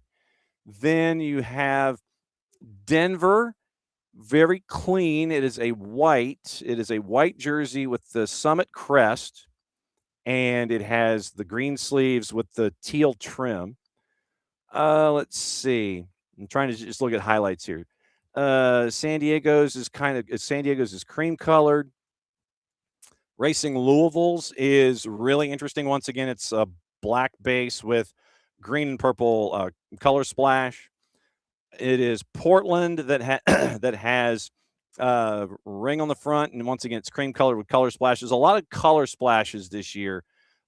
Courage is a dark blue with sublimated design underneath. So I'd say for the most part, these are really good stuff. And so it's not just basic colors. And so it is they've gone away from their normal color schemes. So Chicago, simplistic. They have the stars crest, and they have the light blue stripes in thirds. Gotham has the Lady Liberty kit, which Lady Liberty is sublimated. So I like that. Let's see. Kansas City Current has a current kit, which makes sense. Orlando has, let's see, it's a white base, but it has purple and lime green and orange accents and stripes. And so there's a lot of, like I said, there's a lot of color splashes with this group.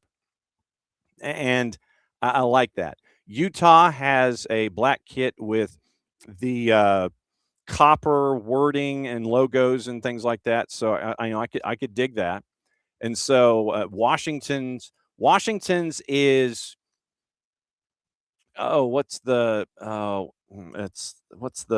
flower in Washington that they have it's cherry blossoms.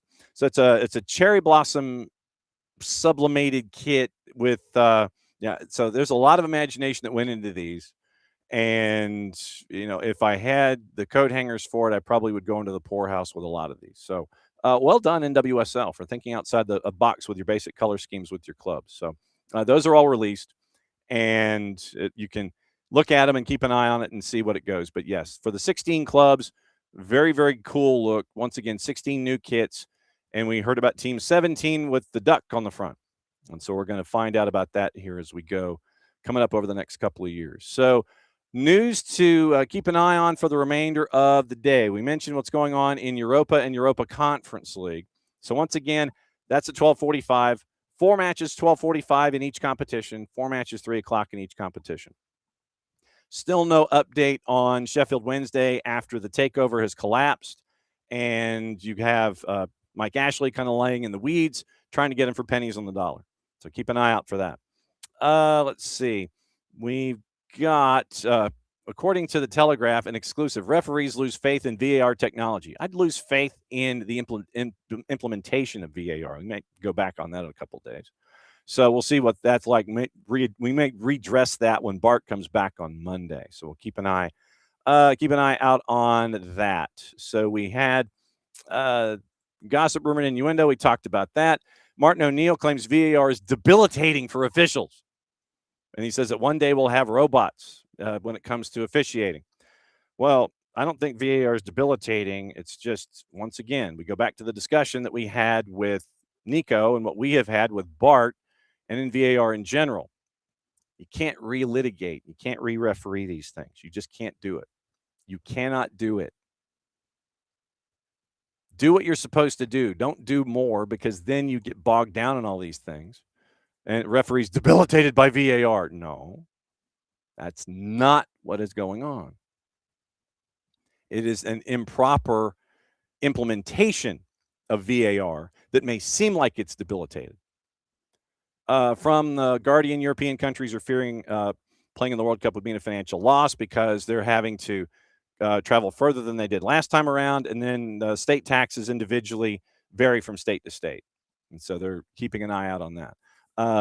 Also, there's still a discussion going on with a handful of weeks to go in Foxborough about the $8 million shortfall when it comes to security and the discussions between the pertinent parties there and the politicians. So we'll keep an eye on that going forward. Ronaldo has bought a 25% stake in Almeria, and no financial deals. Details of the deal, and he already owns a share of Al Nasser. And so 25% share of Almeria. Third in the Segunda, 1 point from automatic promotion, owned by Saudi group SMC, and became the first footballer included in Bloomberg's Billionaire Index last October. And so set to take part in his 6th World Cup at the age of 41. So CR41 now owns 1/4 of Almeria in the 2nd division, and they are close to getting back into the top flight. Let's see. I'm trying to see what else is here. I think we're good on that part of things. USL had a note earlier today that they have more.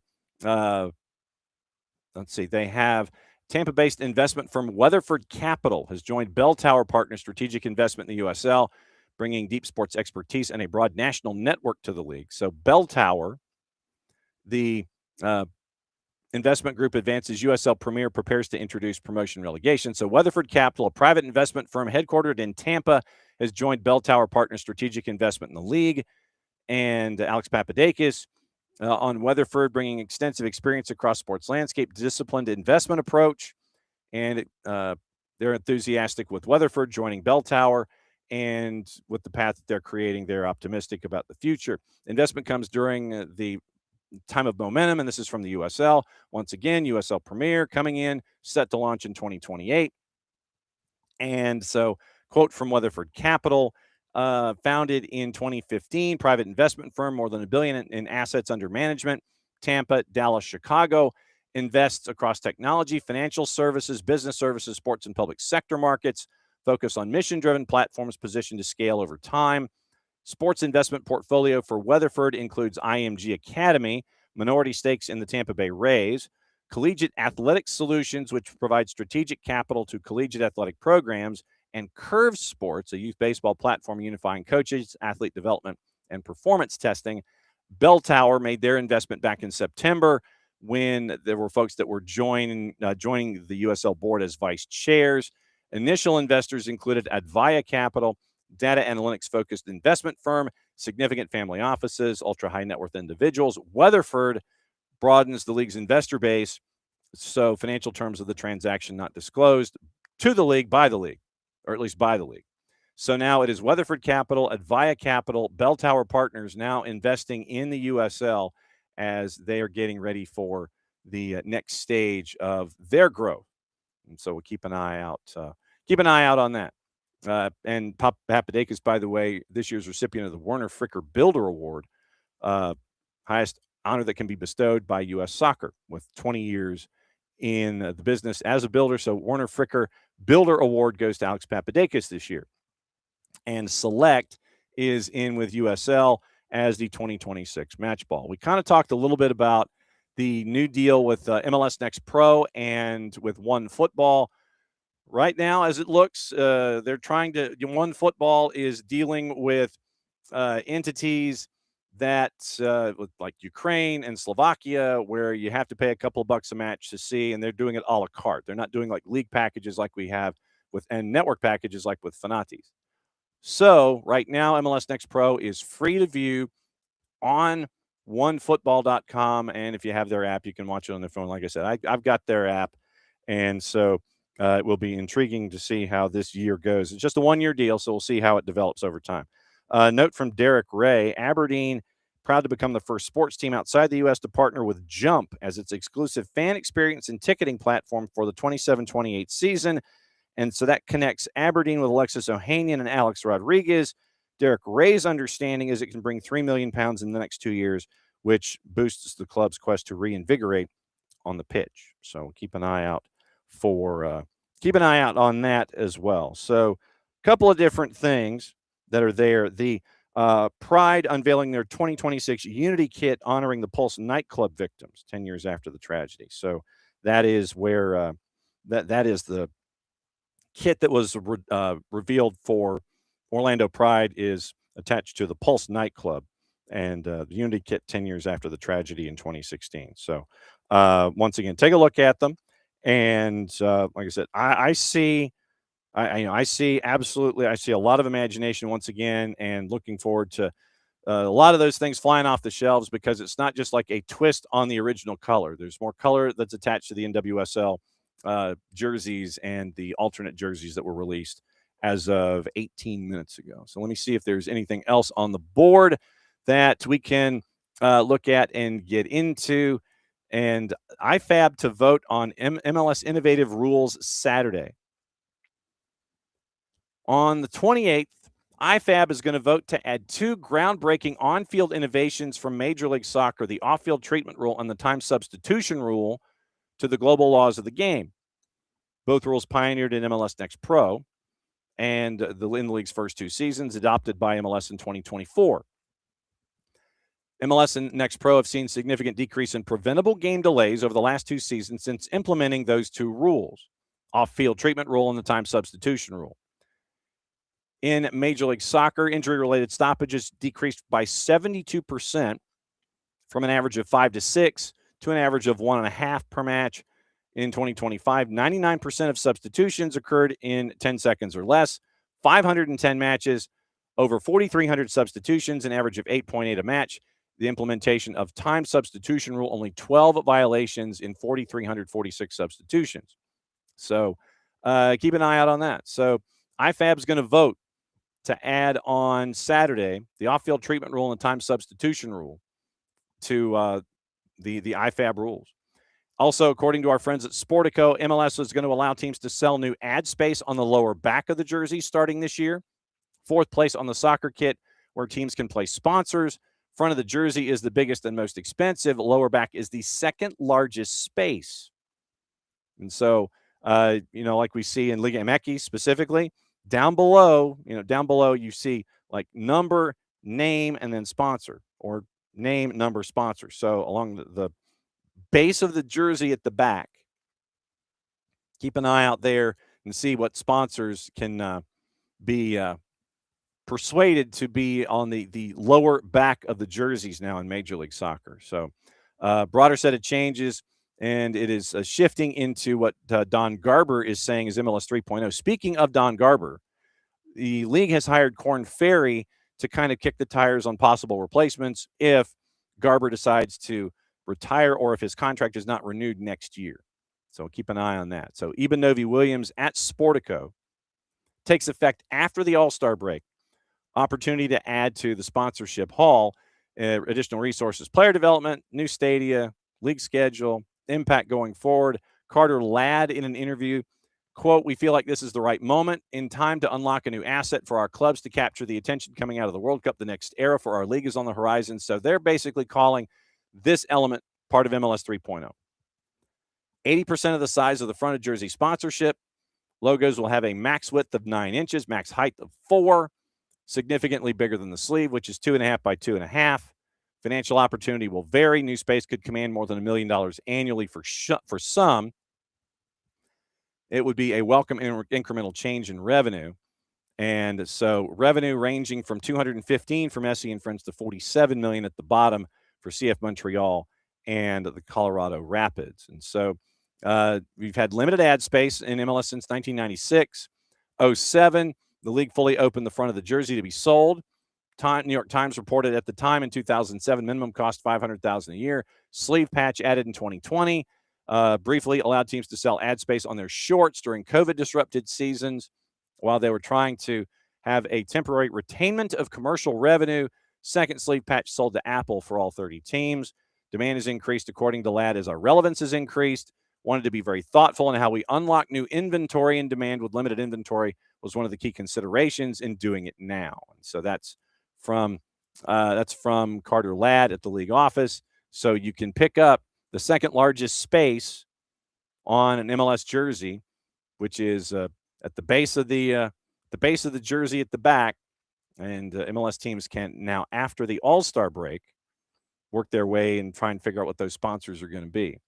And so tonight, once again, Messi and Friends, friendly in Puerto Rico against Independiente del Valle.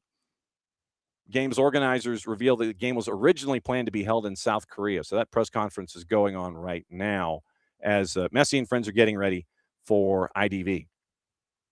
New Grateful Dead merch on sale at the Epicenter shop, and for ahead of the Grateful Dead themed match with Atlanta United that is going to be on Saturday. So we'll keep an eye out for that. And let's see. I'm trying to see if there's anything else that we might have missed. Once again, Timo Werner made the walk through the airport. 9 o'clock, arrived at the curb in San Jose. So he's in San Jose. Don't know if it's just going to be more than an introduction on Saturday or not, where he's wearing the number 11, but we'll find out what's going on there. Okay. That is going to do it for today, I think. Let me see. Let me say hi to everybody before we get out of here. David Catalucci, Jordan, hopefully you get your flight and get out to San Jose. Morning, Wiley.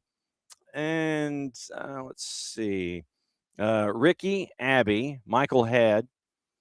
Let's see. And Michael remembers FISA matches in the past involving CONCACAF opponents. Morning, Lokeville. U.S. Cup starting for Atlanta. So MLS Cup competitions 2026. So it is, as we go here, that's the, so 2026 Campeones, and I know we need, so we don't know Campeones. What? All right, so Open Cup, U.S. Open Cup in 26, to answer your question, Lokeville. And if I could get things to cooperate, and this will be the last thing that we tackle here this morning. Tomorrow's show is stacked upon stacked upon stacked. Open Cup schedule and results. And right now, it is first round qualifying, and you're going to have the fourth qualifying round. So you're in the first round right now, and that is March 18 and 19. And what's the schedule? We need the schedule here. I need the schedule. So when would MLS teams jump into this idea? So it's going to be a couple of rounds before MLS teams hop into Open Cup, 2026 Campeones Cup, just to get the schedule there. So Campeones Cup schedule is something different. I don't want it from the league because MLS Soccer is not going to give it to me. And let's see. So Campeones Cup, I just want news. Just tell me when. That's all I want. And you're not really helping any. Let's see. So Campeones Cup, and let's see, results. Do we have a schedule for 26 out yet? Of course we don't. Okay, so have not. So Campeones Cup is probably in a position where I can take a peek at it. So 2026 League Cup is going to be, hang on. There's your format and your teams and your trophy and all the things. I just need a schedule. I'm not asking for much. I just want a schedule. I don't think I'm asking for a whole lot here. So, don't want the tournament recap. Latest, Leagues Cup is going to be August 4th through September the 6th. And all Liga MX clubs are in, and MLS clubs that are in it as well, not named Atlanta United. So the Leagues Cup does not have Atlanta United in it, and it's going to be another couple of months before Open Cup, and Atlanta United hops into that. So that's the early answers. When we have more specifics, obviously I'll pass them along. So tomorrow, once again, stack. It is Chris Dorn from Columbus, play-by-play voice for Columbus Crew at 9:10. Hopefully we can catch up with our friends at Beyond Goals Mentoring at 9:30. 10 o'clock, it is Evan Weston from Apple TV. He's got San Diego and St. Louis City SC. And Ryan Feigert, the play-by-play voice of FCD, is going to join us. Ted Ramey is going to join us as well for opposition research as we get ready for Atlanta and San Jose on Friday. Thanks to all of y'all for hopping in this morning, as you always do. Back at it again at 9:05 tomorrow morning. We'll break it all down on a Freestyle Friday for you. And we will break it all down and get you ready for the weekend. Very, very busy weekend. Road trip for Atlanta United to San Jose. Road trip for Atlanta United 2 to go to Bern because they are not going to be – I don't think the Revs are going to be playing in Foxborough just because of everything that has to be done outside of the first team to get it ready for the tournament in the spring and the summer. Bern is on the campus of Bryant University in Smithfield, Rhode Island. It's where the Rhode Island FC team played before the stadium was built that they currently play in now. So 4,400 seater. And so it'll be in Smithfield, Rhode Island for Atlanta United 2, taking on the Revs Sunday night at 8 here on the network. So that's your rundown for today. Get you ready for tomorrow and all the things that are going with it. For everybody here at SDH, for Maddie, for Jason, for Jarrett, for Nick, for Sophia, for Vanessa, and Drew, I'm just John. Thanks for dropping by. Back at it in about 21 and a half hours. And since it is the end of the show, that means we get to do this. Back at it again, 9:05 tomorrow morning.